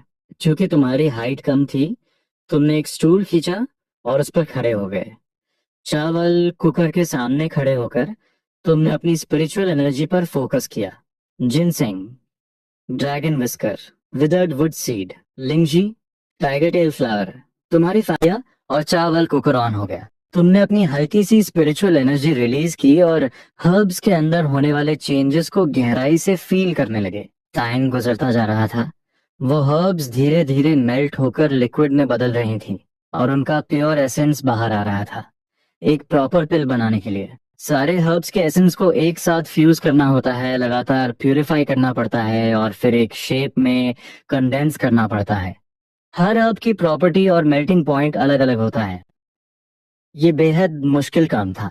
हर्ब्स की प्रॉपर्टीज और मेल्टिंग पॉइंट्स बिल्कुल अलग थे। तुम बहुत सीरियस थे। अपनी स्पिरिचुअल एनर्जी से चावल कुकर के अंदर हर्ब्स को धीरे धीरे फ्यूज करने लगे। 15 मिनट्स बाद बूम, किचन में एक जबरदस्त ब्लास्ट हुआ। धमाका इतना पावरफुल था कि पूरा बर्तन कांप गया। जल्दी ही वहां भीड़ जमा हो गई। मेड्स आंट लान के आसपास खड़ी होकर हैरान थीं। वांग सीकी अपनी नाइट सूट में भागते हुए नीचे आईं। वो अभी नहाकर निकली थीं और तुम्हें ढूंढ रही थीं। तभी ये धमाका हुआ। आंट लान, क्या हुआ? क्या कुछ फट गया है? वांग सीकी के उस लूज नाइट सूट में उनकी एलिगेंस साफ झलक रही थी। धुआं इतना ज्यादा था कि अंदर कुछ नजर नहीं आ रहा था। आंट लान ने कहा कि वो अंदर जाना चाहती थी, पर धुआं बहुत तेज था। सब लोग धीरे धीरे किचन में घुसे। चारों तरफ धुएं के बीच तुम्हारी परछाई नजर आई। पास जाकर देखा तो वो तुम ही थे, पर इस वक्त तुम्हारा पूरा चेहरा काला था। बाल जले हुए थे और तुम ऊपर से नीचे तक गंदे हो चुके थे। तुम मुस्कुराए तो तुम्हारे दांत अंधेरे में चमकती लाइट जैसे लग रहे थे। तुमने ऑकवर्ड होते हुए कहा, हे सिस्टर आंट लान, वो चावल कुकर फट गया। वाकई सबको साइड में नजारा दिखा। चावल कुकर के चिथड़े उड़ चुके थे। उसका ढक्कन शेल्फ पर जा गिरा था। काले पड़े चावल कुकर को देखकर वांग सीकी का सिर चकरा गया। ब्रदर, आखिर तुमने चावल कुकर क्यों यूज किया? ये बहुत डेंजरस हो सकता है। उनकी वॉइस थोड़ी सख्त थी। उन्हें डर था कि तुम दोबारा ऐसा कुछ न कर दो। उन्होंने तुरंत तुम्हें चेक किया कि कहीं चोट तो नहीं लगी। सामान की कोई फिक्र नहीं, तुम्हारी सेफ्टी सबसे बड़ी बात थी। तुम किसी गुनहगार बच्चे की तरह सिर झुकाकर बोले, मैं बस खाना बनाना सीखना चाहता था ताकि सिस्टर मेरा बनाया हुआ खाना टेस्ट कर सके। वांग सीकी के दिल में प्यार की एक लहर दौड़ गई। तुम उनके लिए खाना बना चाहते थे। कितना प्यारा बच्चा है। ये हंगामा जल्दी ही खत्म हुआ। आंट लान साफ सफाई करने लगी और सिस्टर तुम्हें नहलाने लगी। नए पजामास पहनकर तुम वापस अपने रूम में आ गए। तुम मन ही मन मुस्कुराए, अभी पकड़ा जाता। मास्टर ने कहा था कि तुम्हारी कल्टीवेशन के बारे में किसी को पता नहीं चलना चाहिए। इसी बीच किचन साफ करते हुए आंट लान को एक पेपर मिला जिस पर तुम्हारी वो रेसिपी लिखी थी, हालांकि वो काफी गंदी हो चुकी थी। तुम अपने रूम में आए, कर्टन्स खींचे और बेड पर कूद गए। तुमने अपनी स्टोरेज रिंग से वो ताजा बनी हुई पिल्स निकाली। पिल्स बनाते वक्त एनर्जी का इम्पैक्ट इतना ज्यादा था कि चावल कुकर ही फट गया। पर अच्छी बात यह थी कि पिल्स सक्सेसफुली बन गई थी। तुमने गिना, टोटल 4 राउंड पिल्स थी, पर तुम ज्यादा खुश नहीं थे। क्या रेसिपी में 10 पिल्स नहीं लिखी थी? मैंने सिर्फ 4 बनाई। तुमने लगा कि ये क्वांटिटी बहुत ही कम है। तुमने बाकी 3 पिल संभाल कर रखी और एक पिल अपने मुंह में डाल ली। तुरंत वो पिल एक वार्म करंट बनकर तुम्हारे पेट में उतरी। तुम्हें महसूस हुआ कि वो पावर बहुत पावरफुल है। स्पिरिचुअल एनर्जी तुम्हारी बॉडी में इधर उधर भाग रही थी। तुमने उसे अब्जॉर्ब करना शुरू किया। पूरी रात कल्टीवेशन में बीत गई। अगली सुबह जब आसमान में हल्की रोशनी आई, तुम अपनी साधना खत्म करके खड़े हुए। तुम्हारी एनर्जी एकदम टॉप लेवल पर थी। सिर्फ एक रात में तुम्हारी स्पिरिचुअल रिजर्वायर 20% भर चुकी थी। तुम्हारे अंदाजे के हिसाब से एक हफ्ते में तुम ची कंडेंसेशन के मिडिल स्टेज को ब्रेक कर लोगे। तभी दरवाजे पर आंट लान की आवाज आई, यंग मास्टर उठ जाइए, जल्दी से उठकर तैयार हो जाइए। तुम अपनी स्लीपर्स पहनकर दरवाजा खोलने भागे। Good morning आंटलान। आंटलान ने मुस्कुराते हुए तुम्हें तैयार किया। ब्रश करते वक्त तुम्हें बस अपनी सिस्टर का ही ख्याल था। आंटलान ने बताया कि मिस तैयार हो चुकी हैं और तुम्हारा ब्रेकफास्ट पर वेट कर रही हैं। तैयार होने के बाद तुम नीचे आए। वांग सीकी ने एक ब्लैक कैजुअल सूट पहना था जिसमें वो एक पावरफुल लेडी बॉस लग रही थी। ब्रदर, आज घर पर मत रुको, मेरे साथ ऑफिस चलो। तुमने तुरंत सिर हिलाया। खाना खाकर और शाह हे को बाय बोलकर तुम गाड़ी में बैठ गए। वांग ग्रुप क्योटो मजराटी कंपनी के गेट पर रुकी और तुम दोनों गाड़ी से उतरे। वांग सीकी ने तुम्हारा छोटा हाथ पकड़ा और बिल्डिंग के अंदर चली गई। गुड मॉर्निंग प्रेसिडेंट वांग, सारे स्टाफ ने ग्रीट किया। वो तुम्हें प्राइवेट एलिवेटर में ले गई। तुम खुद को रोक नहीं पाए और पूछा, सिस्टर, क्या ये पूरी बिल्डिंग आपकी है? ये बिल्डिंग तुम्हारी है, यहाँ के असली बॉस तुम ही हो। आखिरकार तुम टॉप फ्लोर पर पहुंचे। तुम दोनों सीईओ ऑफिस में घुसे। सेक्रेटरी शॉलियन भी पीछे पीछे आ गई। मांग सीकी ने रिपोर्ट्स और प्लान्स का ढेर साफ किया और आज का शेड्यूल अरेंज करने लगी। शॉलियन, आज तुम्हें 3 जरूरी काम करने हैं, मांग सीकी ने बहुत बॉसी टोन में कहा। पहला, उसका आईडी प्रूफ बनवाओ। दूसरा, उसके लिए एक फोन खरीदो। और तीसरा, उसके लिए अच्छे क्लोथ्स खरीदो। शॉलियन को लगा उसने गलत सुना है। एक सीईओ सेक्रेटरी को अब बेबी सिटर बना दिया गया। वांग सी ने स्पेशली इंस्ट्रक्शन दी, यंग मास्टर के लिए केक भी खरीद लेना, कल उसे बहुत मन था। यस प्रेसिडेंट वांग, सिस्टर ने तुम्हें कुछ इंस्ट्रक्शंस दी और शो लियन के साथ नीचे भेज दिया। पार्किंग में शो लियन ने मजराटी नहीं बल्कि एक मर्सिडीज E300 निकाली। वो ज्यादा हाई प्रोफाइल नहीं रहना चाहती थी ताकि लोग उन्हें नोटिस ना करें। तुम फ्रंट सीट पर बैठे यहाँ वहाँ देख रहे थे। तुम बहुत क्यूट लग रहे थे। यंग मास्टर, क्या आप मिल्क टी पियेंगे? तुमने हाँ में सिर हिलाया। शाओलियन ने तुरंत गाड़ी रोकी। जब वो वापस आई उसके हाथ में स्नैक्स के 2 बड़े बैग्स थे। उसमें सिर्फ मिल्क टी नहीं थी बल्कि फ्रूट्स और स्वीट्स भी थी, और साथ ही एक बहुत ब्यूटीफुल केक भी। उसने मिल्क टी का पैक खोला और वो पिग पैटर्न वाला छोटा केक तुम्हें पकड़ा दिया। मीठी मिल्क टी पीते ही तुम्हारा मूड एकदम फ्रेश हो गया। उस सुंदर केक को देखकर तुम्हारा उसे खाने का मन कर रहा था। शाओलियन हंसते हुए बोली, यंग मास्टर, ये केक बहुत सारा है, बेझिझक खाइए। तुमने एक स्पून ली और मजे से खाने लगे। वाह, वो क्रीमी और मीठा टेस्ट, ऐसा लगा जैसे तुम बादलों के ऊपर लेटे हो। बहुत सॉफ्ट और टेस्टी है। शाओलियन सिस्टर, क्या आप खाएंगी? उन्होंने मना कर दिया और समझाया कि मीठा कम खाना चाहिए वरना कैविटीज हो जाएंगी। तुम्हें कोई फर्क नहीं पड़ा? एक बार मैं फाउंडेशन एस्टैब्लिशमेंट स्टेज पर पहुंच गया तो बॉडी खुद को प्यूरिफाई कर लेगी, फिर कैविटीज का क्या डर। कुछ ही देर में गाड़ी रजिस्ट्रेशन ऑफिस पहुंच गई। दरवाजे पे बहुत लंबी लाइन थी, कम से कम 4050 लोग खड़े थे। शौलियन तुम्हारा हाथ पकड़कर बाहर आई। तभी एक ऑफिशियल ने आकर तुम दोनों को सीधा रजिस्ट्रेशन रूम में इनवाइट कर लिया। हे, ये लोग लाइन में क्यों नहीं लगे? हम पागलों की तरह यहाँ क्यों खड़े हैं? हाँ, मैं आधे दिन से खड़ा हूँ और ये लोग सीधा अंदर चले गए। ये अनफेयर है। लोग चिल्लाने लगे। ऑफिशियल ने तुम दोनों को अंदर छोड़ा और फिर बहुत कोल्ड फेस के साथ भीड़ को जवाब दिया, चिल्लाओ मत, ये तुम्हारा घर नहीं है, अगर लाइन में नहीं लगना तो भाग जाओ। ये दोनों हमारे चीफ के स्पेशल गेस्ट हैं, समझे? सब लोग चुप हो गए। 20 मिनट्स बाद तुम अपनी आईडी लेकर तुम बहुत खुश होकर बाहर निकले। शॉलियन पीछे पीछे आ रही थी। तुमने साइड में देखा, लाइन में खड़े लोगों की नजरें एकदम चुभने वाली थीं। सबके फेस पर गुस्सा था। तुमने धीरे से पूछा, शॉलियन सिस्टर, ये लोग हमें नफरत से क्यों देख रहे हैं? शॉलियन झुकी और मुस्कुराकर बोली, क्योंकि यंग मास्टर बहुत क्यूट हैं और वो शायद आपको किडनैप करना चाहते हैं, इसलिए मेरे पास रहना। तुम तुरंत उनके पीछे छुप गए और उनका हाथ पकड़ लिया। शॉलियन तुम्हारी ये मासूमियत देखकर हंस पड़ी। फिर तुम एप्पल स्टोर पहुंचे। सेल्स गर्ल ने बहुत एनर्जी के साथ तुम्हारा वेलकम किया। तुमने देखा कि ग्लास काउंटर्स के नीचे चमकते हुए काउंटर्स में बहुत सारे मोबाइल फोन्स रखे थे।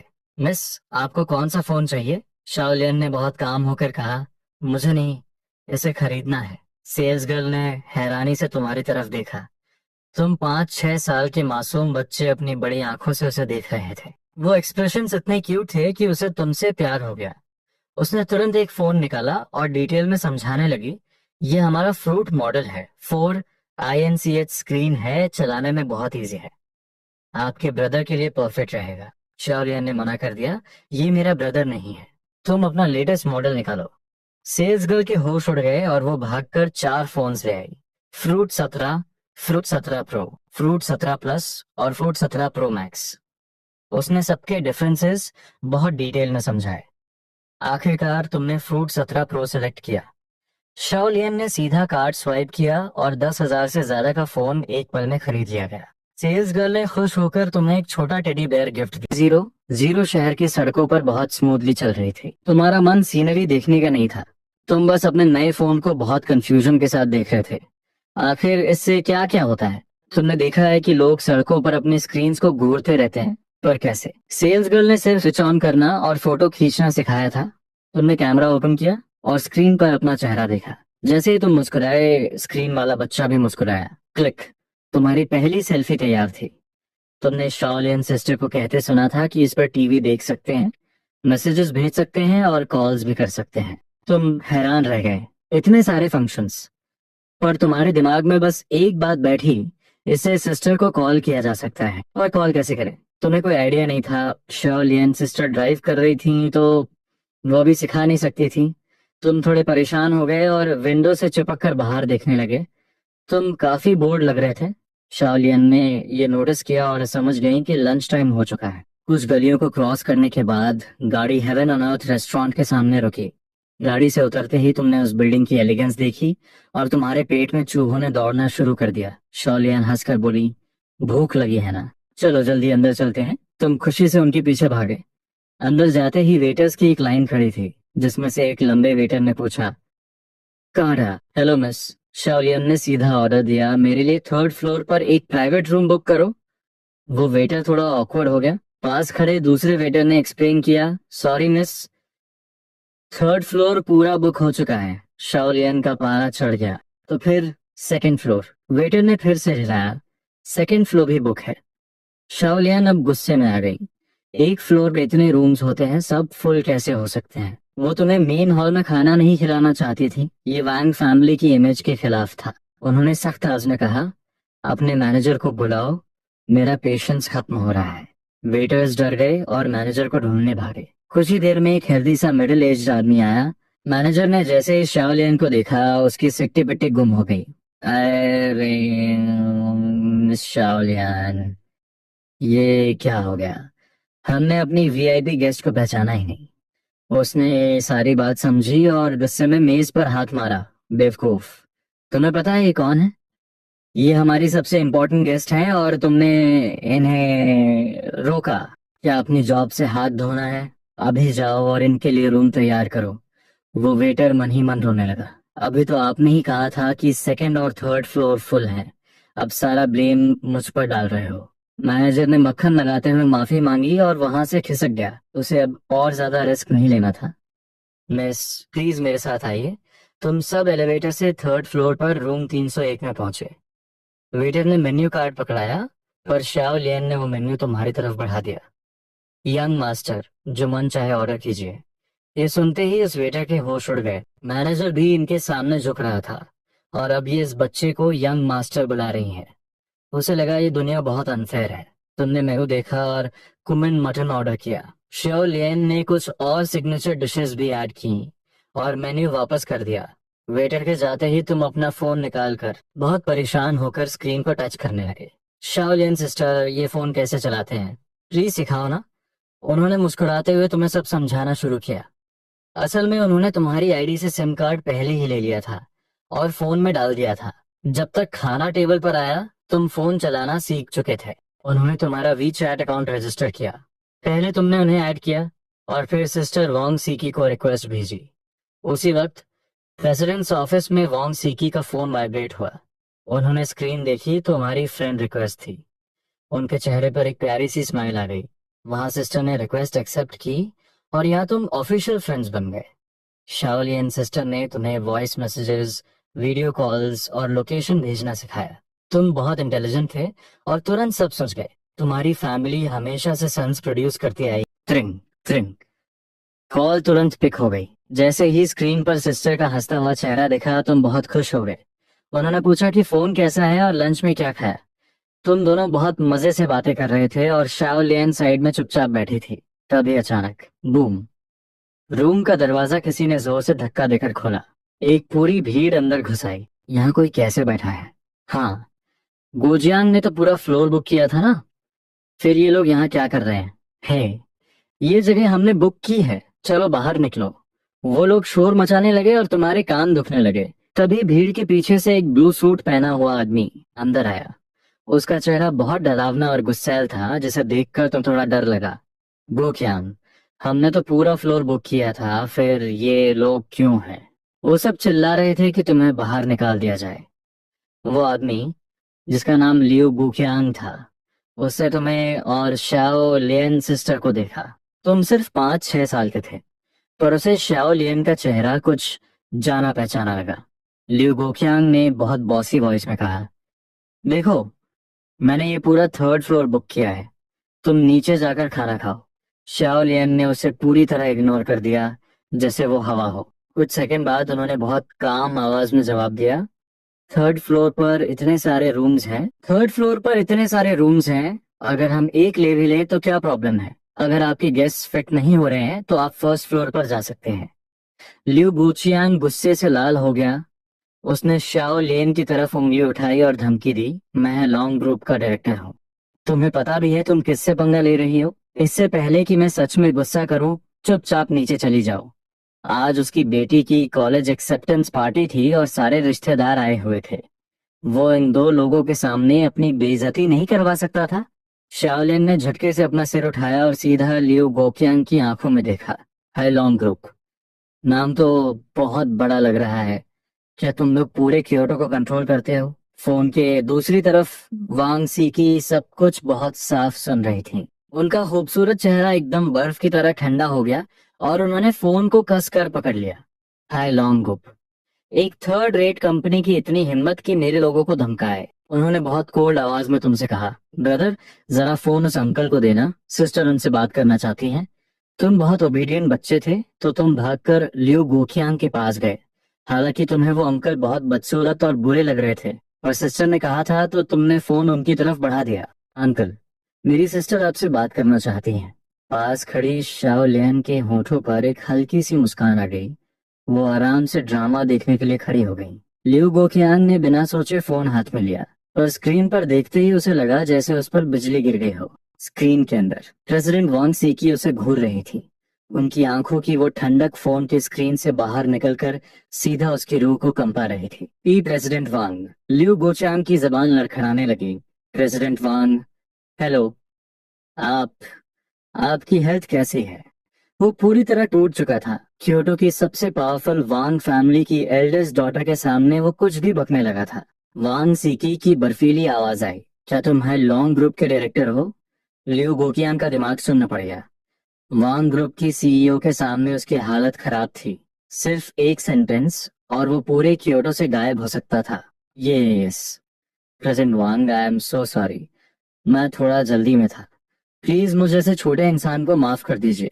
लिu गोकियांग बुरी तरह पसीने से भीग चुका था और एक छोटे से फोन के सामने झुक झुक कर माफी मांग रहा था। मैं अभी अपने लोगों को लेकर जाता हूँ, मैं आपकी खुशी खराब नहीं करूंगा, मैं अभी दफा होता हूँ। फोन कट होने के बाद लिu गोकियांग ने एक गहरी सांस ली। उसकी पूरी शर्ट ठंडे पसीने से भीग चुकी थी। उसने एक नकली और डरी हुई स्माइल के साथ फोन तुम्हें वापस किया। I am sorry, I am so sorry, मेरी गलती थी। मैं अभी सबको लेकर जा रहा हूँ, आप लोग आराम से खाइए।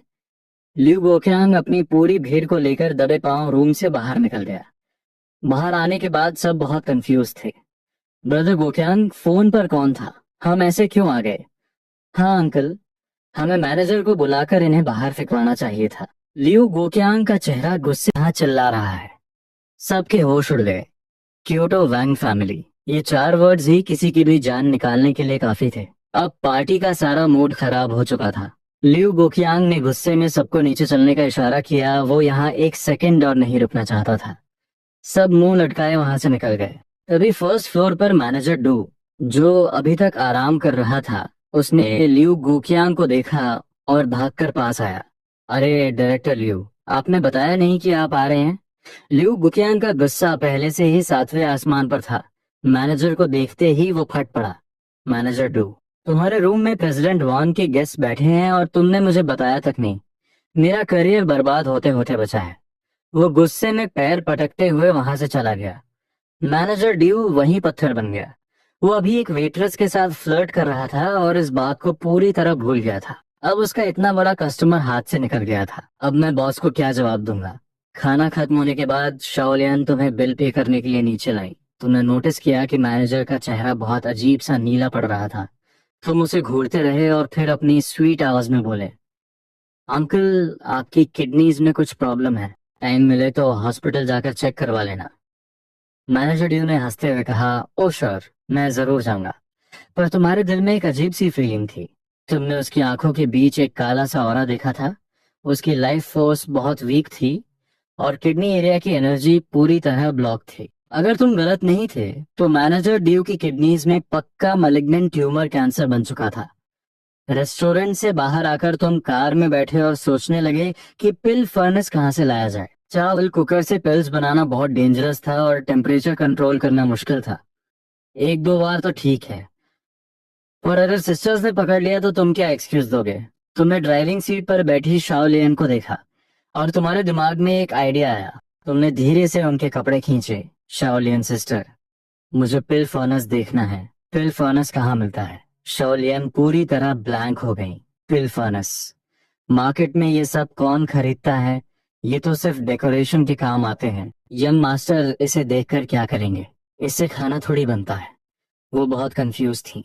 तुमने अपनी बड़ी बड़ी क्यूट आंखें झपकाई और बहुत मासूमियत से उनकी तरफ देखने लगे। कुछ भी खरीदना हो या खाना हो सिस्टर को बताना। ओके। सेवन सिस्टर ने कुछ और मैसेजेस भी भेजे। तुमने बहुत स्पीड में टाइप किया। Thank you sister. पर सेवन सिस्टर का नेक्स्ट मैसेज देखकर तुम्हारे पसीने छूट गए। तुम टाइप कर लेते हो। तुम इतने छोटे हो और तुम्हें टाइपिंग आती है। तुम्हें लगा कि अब तुम फंस गए। तुम ये तो नहीं बोल सकते थे कि मास्टर ने सिखाया है। इस दुनिया का कोई ऐसा वर्ड नहीं था जो वांग शाओ के को ना आता हो। तुमने अपना दिमाग दौड़ाया और तुरंत सा ब्लेम शिफ्ट कर दिया। मैंने शाओ लियन सिस्टर से टाइप करवाया है। तुम्हारे पास और कोई ऑप्शन नहीं था। अपना सीक्रेट बचाने के लिए शाओ लियन को बलि का बकरा बना ही पड़ा। वी चैट बंद करके तुम मजे से कार्टून देखने लगे। कुछ ही देर में तुम दोनों आखिरी स्टॉप जेंगहोंग मॉल पहुंच गए। मॉल के अंदर घुसते ही तुम्हारी आंखें चमक उठी। ये मॉल 8 फ्लोर्स का था और हर फ्लोर पर 50 से ज्यादा शॉप्स थी। ये सब तुम्हारे लिए बिल्कुल नया और कंफ्यूजिंग था। शाओ लियन ने तुम्हारा हाथ पकड़ा और सीधा एलिवेटर से 5th फ्लोर पर गई। वहां की सबसे बड़ी शॉप एफडी ब्रांड स्टोर थी।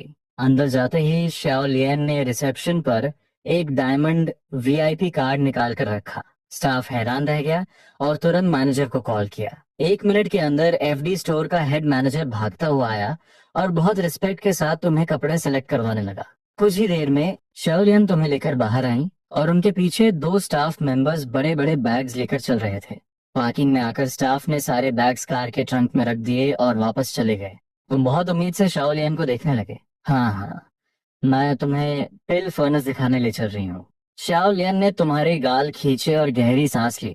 उन्होंने एक बार पिल फर्नेस देखा था, शहर के बाहर एक ओल्ड टाओइस्ट टेम्पल में, पर उसमें देखने लायक कुछ नहीं था। उन्हें समझ नहीं आ रहा था कि तुम्हें उस पुरानी चीज में क्या इंटरेस्ट है। बहुत लंबा है और आप बोर हो जाएंगे। तुमने हाँ में सिर हिलाया। पिल फर्नेस मिलने वाला है, मुझे नींद कैसे आ सकती है। पर रास्ता आधा भी खत्म नहीं हुआ था कि तुम खर्राटे मारकर सो चुके थे। शाओलियन हंसने लगी। अभी तो बहुत हीरो बन रहा था, अब देखो कैसे सो रहा है। शहर से बाहर जाने में नॉर्मल ट्रैफिक में 30 मिनट्स लगते थे, पर शानियन टेम्पल तक पहुंचने में पूरा 1 घंटा लग गया। शाओलियन ने धीरे से तुम्हारे कान खींचे। यंग मास्टर, उठ जाइए, हम पहुंच गए। तुमने आंखें मली और जुन्हाई लेते हुए कार से बाहर आए। तुम दोनों टेम्पल के अंदर गए। आज संडे था तो काफी भीड़ थी। ये शियनन टेम्पल ज्यादा बड़ा नहीं था, बस 200 स्क्वायर मीटर्स का होगा। कहते हैं कि शन दाओइस्ट प्रीस्ट ने यही एनलाइटनमेंट अचीव किया था और उनके डिसाइपल्स ने ये टेम्पल बनाया था। पर टाइम के साथ ये जगह पुरानी हो गई और अब यहाँ सिर्फ एक बूढ़ा प्रीस्ट बचा था। तुमने चारों तरफ देखा पर तुम्हें फर्नेस कहीं नजर नहीं आया। पर अचानक तुम्हें 2 फेमिलियर चेहरे दिखे। Kind sister, brother. तुम अपनी छोटी टांगों से भागकर उनके पास पहुंचे। वो दोनों पीछे मुड़े और लिन शाओशाओ तुम्हें हैरानी से देखने लगी। तुम उन्हें तुम्हारा चेहरा कुछ जाना पहचाना लगा। तुम एक बड़ी सी स्माइल के साथ बोले, मैं शाओ के हूँ। सिस्टर, आप मुझे भूल गई। शाओ के। लिन शाओ ने झटके से अपना सिर पीटा। तुम यहाँ क्या कर रहे हो? और तुम कितने बदल गए हो? सिर्फ कुछ ही दिनों में तुम पूरी तरह चेंज हो चुके थे। तुम्हारी स्किन फेयर हो गई थी, कपड़े स्टाइलिश थे, और तुम थोड़े हेल्दी भी लग रहे थे। वो गंदा और कमजोर लड़का बिल्कुल गायब हो चुका था। शाओके, मैं तुम्हें कब से ढूंढ रही हूँ। तुम कहाँ चले गए थे? लिन शाओशा ने प्यार से तुम्हारे सिर पर टैप किया। तुमने शरारत से अपनी जीभ निकाली। मुझे मेरी सिस्टर मिल गई। अब मैं अपने घर आ गया हूँ। लिन शाओशा ने तुम्हारे पीछे खड़ी शाओ लियान को देखा और समझ गई कि अब तुम सेफ हो, तो उन्हें तसल्ली हुई। थोड़ी देर बात करने के बाद वो दोनों वहां से जाने लगे। असल में वो अपनी मॉम के लिए प्रे करने आए थे, जिन्हें स्टमक कैंसर था और ट्रीटमेंट चल रहा था। जाने से पहले तुमने फोन निकाला और लिन शॉर्शॉ का नंबर सेव किया। जब उन्होंने तुम्हारे हाथ में ब्रांड न्यू फ्रूट 17 प्रो देखा, तो वो भी शॉक रह गई। तुम्हारे घर वाले सिर्फ अमीर ही नहीं थे, बल्कि तुम्हारी बहुत केयर भी करते थे। उनके जाने के बाद तुम्हें महसूस हुआ कि लिन शॉर्शॉ कुछ परेशान थी, और तुमने सिर झटक दिया। अभी प्रायोरिटी फर्नेस ढूंढना था। तुम भागकर शॉलियन के पास गए। अभी तक फर्नेस नहीं दिखा। शाओलिन तुम्हारा हाथ पकड़कर मेन हॉल में गई। अंदर घुसते ही तुम्हारी नजर कॉर्नर में रखे उस डार्क येलो पिल फर्नेस पर पड़ी। वो 1 मीटर से भी ज्यादा लंबा था और काफी भारी लग रहा था। हॉल के सेंटर में एक बूढ़ा और चालाक सा दिखने वाला प्रीस्ट बैठा था। वो इस टेम्पल का आखिरी प्रीस्ट था। उसकी आंखें बंद थी, जैसे वो सो रहा हो। तुमने पास जाकर फर्नेस को ध्यान से चेक किया। उसकी क्वालिटी येलो रैंक तक भी नहीं थी, पर अभी तुम्हारे कल्टीवेशन लेवल के लिए ये एकदम परफेक्ट था। तभी अचानक उस बूढ़े प्रीस्ट ने अपनी आंखें खोली और तुम्हें घूरते हुए बोला, लिटिल फ्रेंड, मेरे टेंपल में आकर कहीं तुम्हारी नजर मेरे फर्नेस पर तो नहीं है? तुम अंदर ही अंदर चौंक गए। तुम्हारा प्लान सच में इसे यहाँ से ले जाने का था। उस बूढ़े को देखकर तुम्हारे दिमाग में एक ईवल आइडिया आया। क्यों ना इसे बेहोश कर दूं और फर्नेस चुरा लूं। शाओलिन तुम्हारे पास आई और बोली, देख लिया फर्नेस, इसका कोई यूज नहीं है। तुमने सिर हिलाया और सीधा पॉइंट पर आ गए। शाओलिन सिस्टर, क्या हम ये फर्नेस खरीद सकते हैं? मुझे ये बहुत पसंद है। ये कहते ही तुमने फर्नेस को कसकर गले लगा लिया और ऐसा फेस बनाया जैसे अगर ये नहीं मिला तो मैं यहाँ से नहीं जाऊंगा। शाओलिन ने अपना सिर पीट लिया। बाकी बच्चे टॉयज के लिए जिद करते हैं, और इनका यंग मास्टर एक पुराने फर्नेस के लिए जमीन पर लौट रहा है। पर ये टेम्पल की प्रॉपर्टी थी, वो इसे ऐसे ही नहीं उठा सकती थी। तुम्हारी क्यूटनेस देखकर वो तुम्हें मना भी नहीं कर पा रही थी। आखिरकार वो उस प्रीस्ट के पास गई और बोली, प्रीस्ट, क्या आप ये फर्नेस बेचेंगे? आप जो प्राइस बोलेंगे हम देंगे, आपको नुकसान नहीं होगा। उस बूढ़े प्रीस्ट ने कुछ नहीं कहा, बस चुपचाप अपनी एक उंगली उठाई। शाओलियन ने कंफ्यूज होकर पूछा, 1 लाख, क्या ये प्राइस ठीक है? ये सुनते ही उस बूढ़े की आंखें चमक उठी। वो इसे 10,000 में बेचने का सोच रहा था, और इन्होंने सीधा 1 लाख ऑफर कर दिया। उसने बहुत संत वाली एक्टिंग करते हुए कहा, लिटिल फ्रेंड का है, इसे टेम्पल का डोनेशन समझ लेंगे। पर तुमने उस बूढ़े की आंखों में वो लालच देख लिया था। तुम्हें लगा कि ये तुम्हें बेवकूफ बना रहा है। तुमने तुरंत फर्नेस छोड़ा और बहुत सैड फेस बनाकर बोले, शाओलियन सिस्टर, ये बहुत महंगा है, मुझे नहीं चाहिए। शाओलियन भी समझ चुकी थी कि वो बूढ़ा फ्रॉड कर रहा है। जब उन्होंने देखा कि तुम इंटरेस्ट खो चुके हो, तो वो तुम्हें लेकर मुड़ गई। अब वो बूढ़ा प्रीस्ट पैनिक कर गया। उड़ती हुई चिड़िया हाथ से निकल रही थी। वो तुरंत खड़ा हुआ, रुकिए, मैंने कहा ना, बच्चे का इस फर्नेस के साथ कनेक्शन है। प्राइस प्राइस तो हम डिस्कस कर सकते हैं। उसे इतना डेस्परेट देखकर तुम्हें और गुस्सा आया। तुमने मुड़कर सीधा कहा, 3,000 दोगे? वो बूढ़ा कुछ बोल ही नहीं पाया। अभी तो ये लड़की 1 लाख दे रही थी, और ये बच्चा सीधा 3,000 पर आ गया। 50,000, 50,000 में ले जाओ। तुमने बिना एक्सप्रेशन चेंज किए कहा, 4,000। इससे 1 रुपया ज्यादा नहीं, 40,000 अभी लेकर जाओ। 5,000, मैं तो मैं जा रहा हूँ। Okay, 35,000 final. 6,000। शौलिन बगल में खड़ी शौक में सब देख रही थी। ये 5 साल का बच्चा है या मार्केट में सब्जी के भाव कम कराने वाली कोई आंटी? आखिरकार वो बूढ़ा हार मान गया और टेबल पीटते हुए बोला, 8,800 ले जाओ, आज मेरा दिन खराब है। पेमेंट खत्म होते ही शाओलिन ने तुरंत मूवर्स को बुलाया और फर्नेस को वैंग स्टेट भिजवा दिया। फिर तुम दोनों वापस वैंग ग्रुप ऑफिस आ गए और एलिवेटर से सीधे टॉप फ्लोर पर गए। वैंग सिक्की नीचे मीटिंग में थी। शॉलियन ने तुम्हें आराम से बैठने को कहा और खुद काम से नीचे चली गई। खाली ऑफिस में तुम बहुत बोर हो रहे थे। थोड़ी देर फोन चलाने के बाद तुम रूम में घूमने लगे। तभी तुम्हारी नजर कैबिनेट के ऊपर रखे कैलीग्राफी ब्रश और पेपर पे पड़ी। कैबिनेट 2 मीटर ऊंचा था और तुम्हारी हाइट सिर्फ 1 मीटर थी। और तुमने एक हल्की सी जंप मारी और आराम से सामान निकाल लिया। ची कंडेंसेशन में आने के बाद तुम्हारी फिजिकल स्ट्रेंथ नॉर्मल इंसानों से बहुत ज्यादा हो चुकी थी। तुम चेयर पर खड़े हुए, तुमने पेपर बिछाया और ब्रश को इंक में डिप किया। क्या लिखूं? तुमने मास्टर की सिखाई हुई पोएम्स याद की। हाँ, ये ठीक है। तुमने खुद से बड़बड़ाते हुए ब्रश पकड़ा। ब्रश पकड़ते ही तुम्हारी ऑरा पूरी तरह बदल गई। तुम्हारी आंखें शार्प हो गईं। ब्रश पेपर पर चला और 3 मिनट्स के अंदर एक मास्टरपीस तैयार हो गया। This life is spent in sorrow and Joy, facing the midnight alone. The vast mountains generate spirit, the white clouds return to dust. हर एक स्ट्रोक में परफेक्ट एनर्जी और फ्लो था। वो वर्ड्स इतने पावरफुल थे कि उनमें से एक पुरानी और डीप फीलिंग आ रही थी। तुम अभी भी सेटिस्फाइड नहीं थे। तुमने एक और पेपर निकाला और बहुत स्पीड में लिखना शुरू किया। Clear mirror, green lotus blooming. एक तरफ तलवार की धार की बातें और दूसरी तरफ एक गहरा सन्नाटा। ये स्ट्रोक कितना पावर से भरा है। हर एक स्ट्रोक किसी म्यान से निकली हुई तलवार की तरह था, जो बिना चलाए ही सामने वाले को डरा सकती है। तुम अपने काम से बहुत सेटिस्फाइड थे।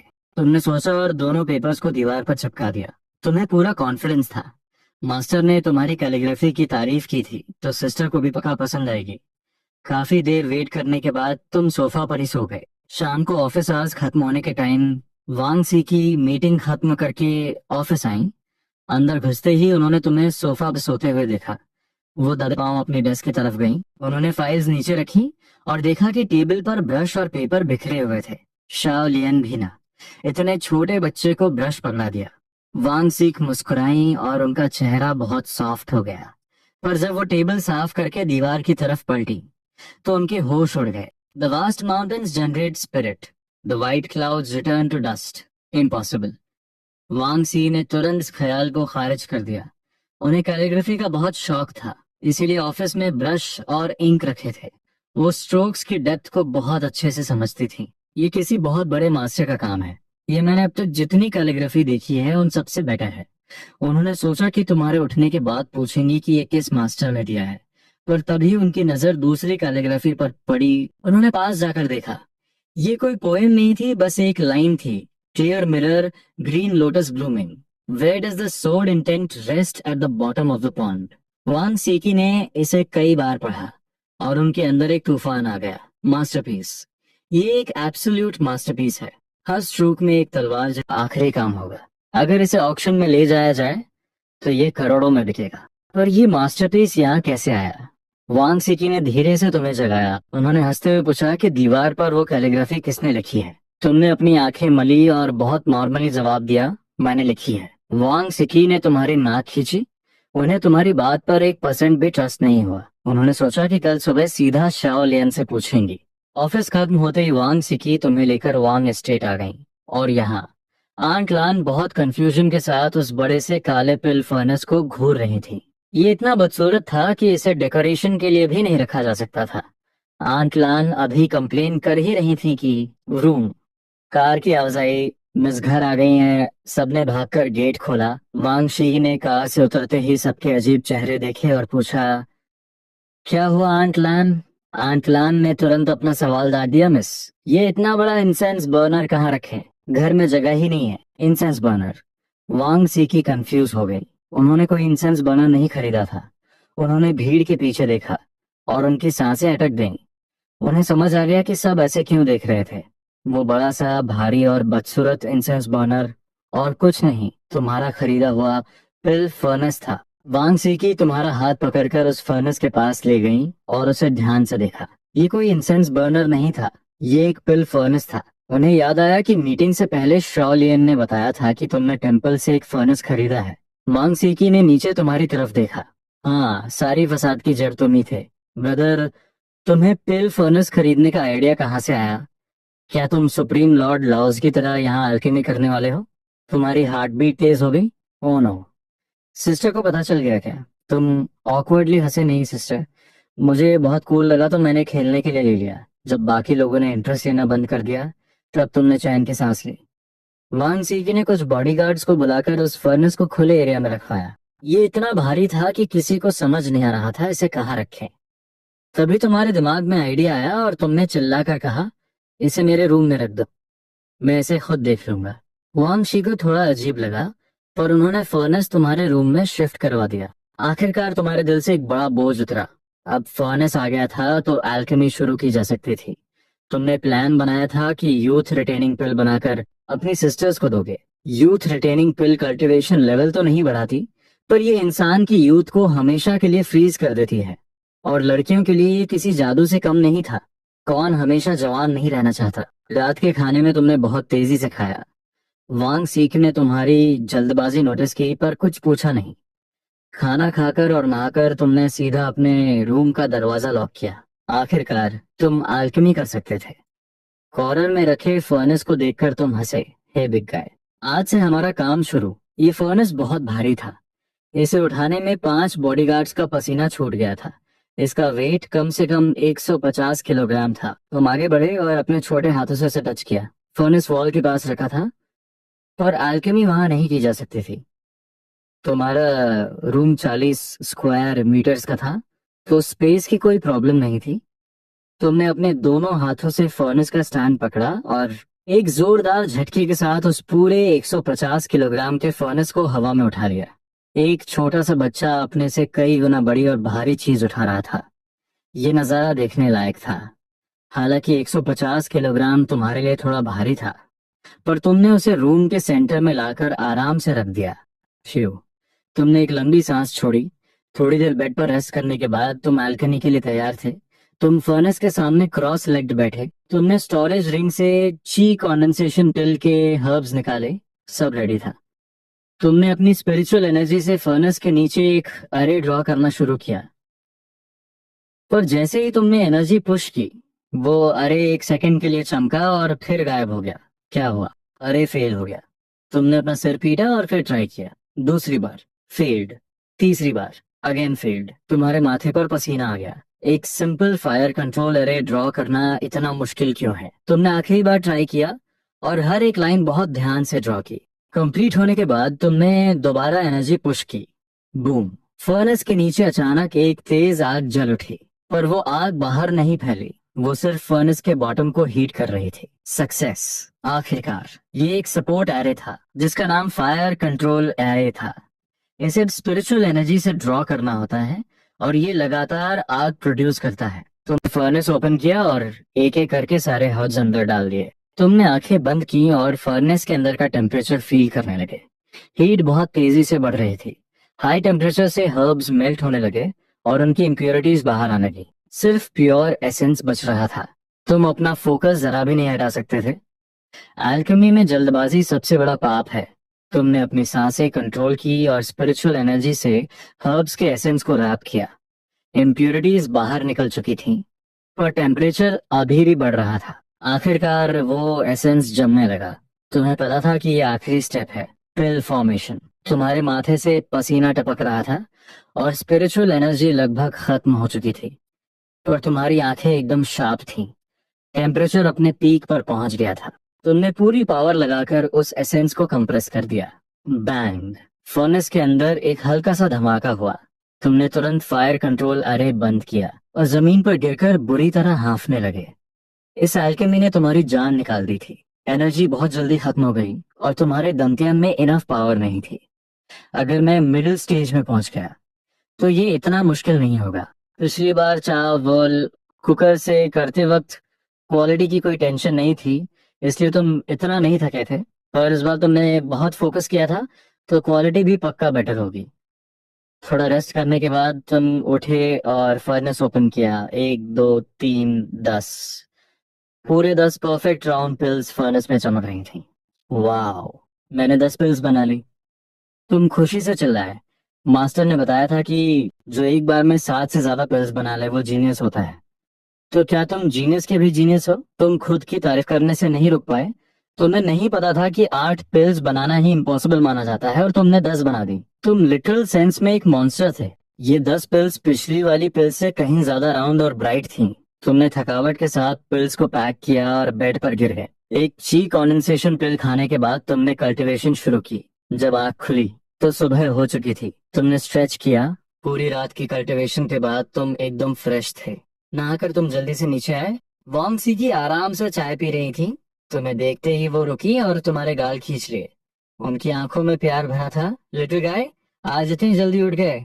Good boy. तुम क्यूट फेस बनाकर बोले, सिस्टर गाल मत खींचो ना। वांग सी की हंसने लगी। उनका मूड बहुत अच्छा था। ब्रेकफास्ट के बाद तुम उनके साथ ऑफिस नहीं गए। तुम्हारे दिमाग में बस मिडिल स्टेज तक पहुंचने की टेंशन थी। उसके बाद ही तुम यूथ रिटेनिंग पिल बना सकते थे। पूरी मॉर्निंग तुम वांग एस्टेट में दौड़ते रहे। आंट लान डर के मारे तुम्हारे पीछे पीछे भाग रही थी कि कहीं तुम गिर न जाओ। पर 2 किलोमीटर लंबे एस्टेट का चक्कर लगाने के बाद भी तुम्हारी सांसें नहीं फूली। आंट लान शौक में थी। उन्होंने झाड़ू लगा रहे शाओ लियू को तुम्हारे साथ दौड़ने भेजा। आधे घंटे बाद शाओ लियू जमीन पर लेटकर हाँफ रहा था। तुम्हारी स्पीड देखकर वो पूरी तरह हार मान चुका था। दोपहर में तुम बैकयार्ड में बैठकर मोटिवेशन करने लगे। शाओ लियू बोर होकर फोन में गेम खेलने लगा। इस वक्त वांग ग्रुप में वांग सी की उस कैलीग्राफी का पॉइंट करके शाओलियन से पूछ रही थी, ये कहाँ से आई है। शाओलियन रोने वाली हो गई थी। प्रेसिडेंट वांग, आप सुबह से पूछ रही हैं। मुझे सच में नहीं पता। वांग सी की डेस्क पर उंगलियां टैप कर रही थी। कल दोपहर ही ये यहाँ आई है। कहीं ये प्रेसिडेंट वांग, क्या आपको लगता है कि ये यंग मास्टर ने लिखी है। वांग सी की हंस पड़ी। एक 5 साल का बच्चा ऐसी कैलीग्राफी लिखेगा, क्या ये पॉसिबल है। रात को तुम वांग सिकी के साथ कार्टून देख रहे थे। उन्होंने अचानक कहा, शौक है, कुछ दिनों में तुम्हारी फोर्थ सिस्टर वापस आ रही है। तुम थोड़े शौक हुए। 7 सिस्टर के अलावा तुम अभी तक किसी और से नहीं मिले थे। वांग सिकी तुम्हारे पास आई और तुम्हारे गाल पर एक जोरदार किस किया। तुम्हारी फोर्थ सिस्टर का टेम्पर बहुत खराब है। वो मेरी तरह स्वीट नहीं है। अचानक तुम सिर से पैर तक सुन पड़ गए। क्या सिस्टर ने ड्रिंक की है। नहीं, स्मेल तो नहीं आ रही। तुम सोफा पर पत्थर की तरह जमे थे। तुम्हारी हार्ट बीट पागलों की तरह तेज हो गई। सिस्टर का किस बुरा नहीं था। अगले कुछ दिन तुम्हारा रूटीन सेम रहा। खाना, एक्सरसाइज और कल्टीवेशन। तुम्हारी एनर्जी लिमिट तक पहुंच चुकी थी। बस मिडिल स्टेज में जाने के लिए एक आखिरी पुश चाहिए था। इस बीच तुमने 4 बार और एल्केमी की और हर बार 10 परफेक्ट पिल्स बनी। Total 40 pills. पर तुम्हें लग रहा था कि 7 सिस्टर कुछ अजीब बिहेव कर रही हैं। वो बार बार तुम्हारे गाल किस करती थी और ऐसे देखती थी जैसे तुम्हें खा जाएंगी। आज रात खाने के बाद तुम बिना कुछ बोले तुरंत अपने रूम में भाग गए। वांग सीकी तुम्हें जाते हुए देखकर फोन निकाली। फोर्थ सिस्टर का मैसेज आया था, सीकी कल दोपहर एयरपोर्ट आकर मुझे पिक कर लेना। वांग सीकी ने सिर्फ 2 वर्ड्स का रिप्लाई दिया, नो टाइम। और उधर रूम में जाते ही तुमने दरवाजा लॉक किया और बेड पर कूद पड़े। तुमने हाथ हिलाया और 2 ची कंडेंसेशन पिल्स तुम्हारे हाथ में आ गई। आज रात तुम मिडिल स्टेज ब्रेक करने वाले थे। तुम मोटिवेशन के बाद तुम्हारी एनर्जी पीक पर थी। तुमने वो दोनों पिल्स अपने मुंह में डाली और वो तुरंत मेल्ट हो गई। एक भयानक स्पिरिचुअल एनर्जी तुम्हारे अंदर ब्लास्ट हुई। तुमने तुरंत उसे कंट्रोल किया और उस इनविजिबल बैरियर पर जोरदार अटैक किया। बूम। बैरियर हल्का सा वाइब्रेट हुआ। एक बार में नहीं हुआ तो दोबारा करूंगा। तुमने पागलों की तरह अटैक करना शुरू कर दिया। 1 बार, 2 बार, 3 बार, जब तक बैरियर में क्रैक्स नहीं आ गए। तुम्हारी एनर्जी लगभग खत्म हो रही थी। तुमने बिना सोचे एक और पिल निकाली और खा ली। ब्रेक। उस भयानक एनर्जी ने बैरियर को फिर से हिट किया। तुम्हारे पसीने से क्लोथ्स भीग चुके थे और तुम्हारा फेस वाइट पड़ गया था। क्रैक, जैसे कोई पेपर फटा हो। आखिरकार तुमने ब्रेक थ्रू कर लिया। एक वार्म एनर्जी तुम्हारी पूरी बॉडी में फैल गई। तुम्हारा दंतियम पहले से 3 गुना बड़ा हो चुका था। साथ ही तुम्हारी स्किन से एक ब्लैक कलर की इम्प्योरिटी बाहर आ गई थी और तुम्हारी हाइट भी 2 इंचेस बढ़ गई थी। तुम्हें बहुत फ्रेश और हल्का फील हो रहा था। अगले दिन आंट लान तुम्हें जगाने आई। उन्होंने नॉक किया पर कोई रिप्लाई नहीं आया। उन्हें लगा कि तुम ज्यादा सो गए हो, पर जब उन्होंने हैंडल घुमाया तो वो लॉक था। आंट लान पैनिक कर गई। यम मास्टर ठीक तो है। उन्होंने तुरंत स्पेयर की निकाली और दरवाजा खोला। अंदर जाते ही एक अजीब सी स्मेली स्मेल आई। तुमने अपनी आंखें खोली। जैसे ही आंट लान दरवाजे के पास आई, तुम्हें पता चल गया था। मिडिल स्टेज में आने के बाद 20 मीटर्स के अंदर कुछ भी तुम्हारी सेंसेस से बच नहीं सकता था। आंट लान, मैं बस उठ रहा हूँ। आंट लान ने फ्राउन किया। यम मास्टर, आपने रात में क्या किया था? आप इतने गंदे क्यों हैं और ये स्मेल कैसी है? तुमने नीचे देखा? तुम्हारी पूरी बॉडी पर काली इम्प्योरिटीज लगी थी और बहुत बुरी स्मेल आ रही थी। तुम्हारा फेस लाल हो गया। वो कल मैं श्याओहे के साथ मिट्टी में खेल रहा था। इतना बोलकर तुम कपड़े लेकर बाथरूम में भाग गए। नहाने और कपड़े बदलने के बाद तुम बहुत कूल लग रहे थे। तुम बहुत कैजुअली नीचे आए और वांग सी के पास बैठ गए। सिस्टर, मुझे वो चाहिए। तुमने फ्रूट्स की तरफ पॉइंट किया, पर वांग सी का कोई रिएक्शन नहीं आया। तुमने कंफ्यूज होकर उन्हें देखा। नॉर्मल डेज में वो तुरंत तुम्हें दे देती थी, पर अभी वांग सी की तुम्हें फटी आंखों से घूर रही थी। उनका मुंह खुला था।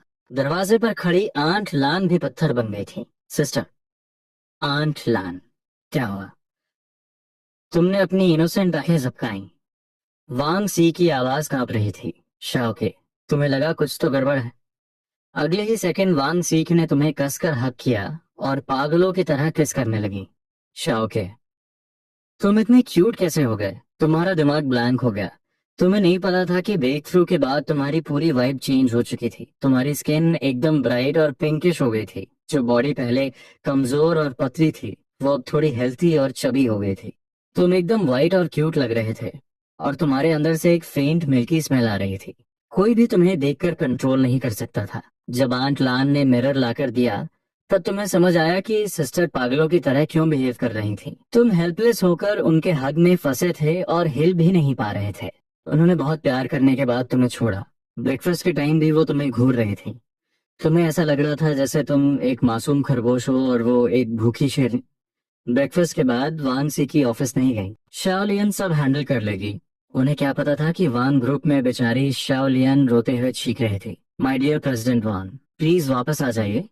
मुझसे और हैंडल नहीं हो रहा। क्या ये मुझे उस कैलीग्राफी आर्टिस्ट का नाम ना बताने की सजा मिल रही है? दूसरी तरफ वांग सीकी ने कैजुअल कपड़े पहने थे।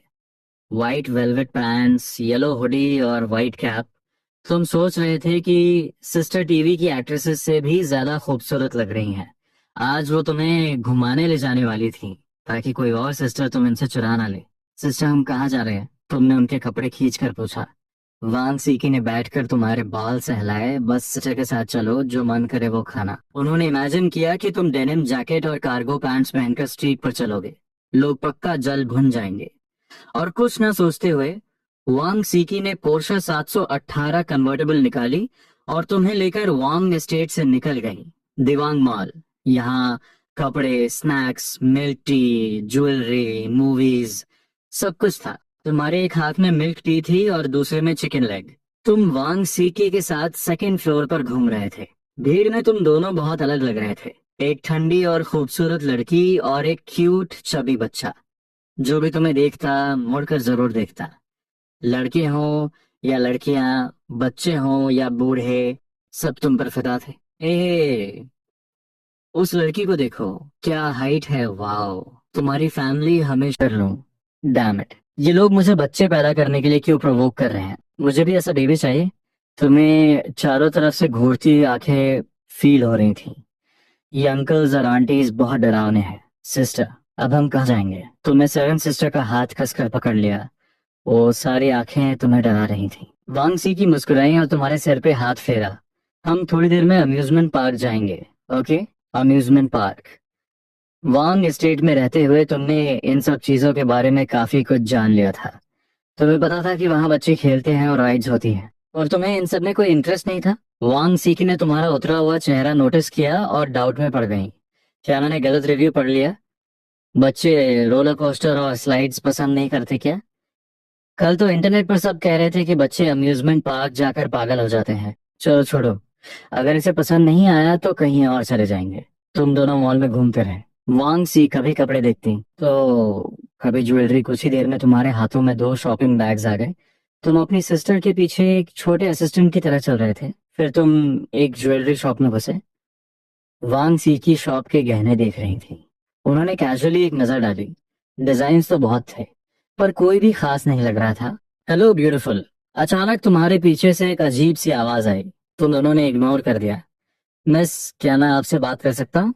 तुम मुड़े तो देखा कि 24 साल का एक लड़का खड़ा था। मिस, उस लड़के के पीले बाल थे और वो दिखने में ठीक ठाक था। बिल्कुल किसी little fresh neat young idol की तरह। No interest. वांग सीकी ने बहुत ठंडी और चुभने वाली आवाज में कहा। पर उस लड़के के चेहरे पर अभी भी एक ओवर कॉन्फिडेंट स्माइल थी। उसे जरा भी एम्बैरेसमेंट फील नहीं हुई। वो वांग सीकी को घूर रहा था। इस आइस ब्यूटी की फैमिली पक्का बहुत रिच होगी।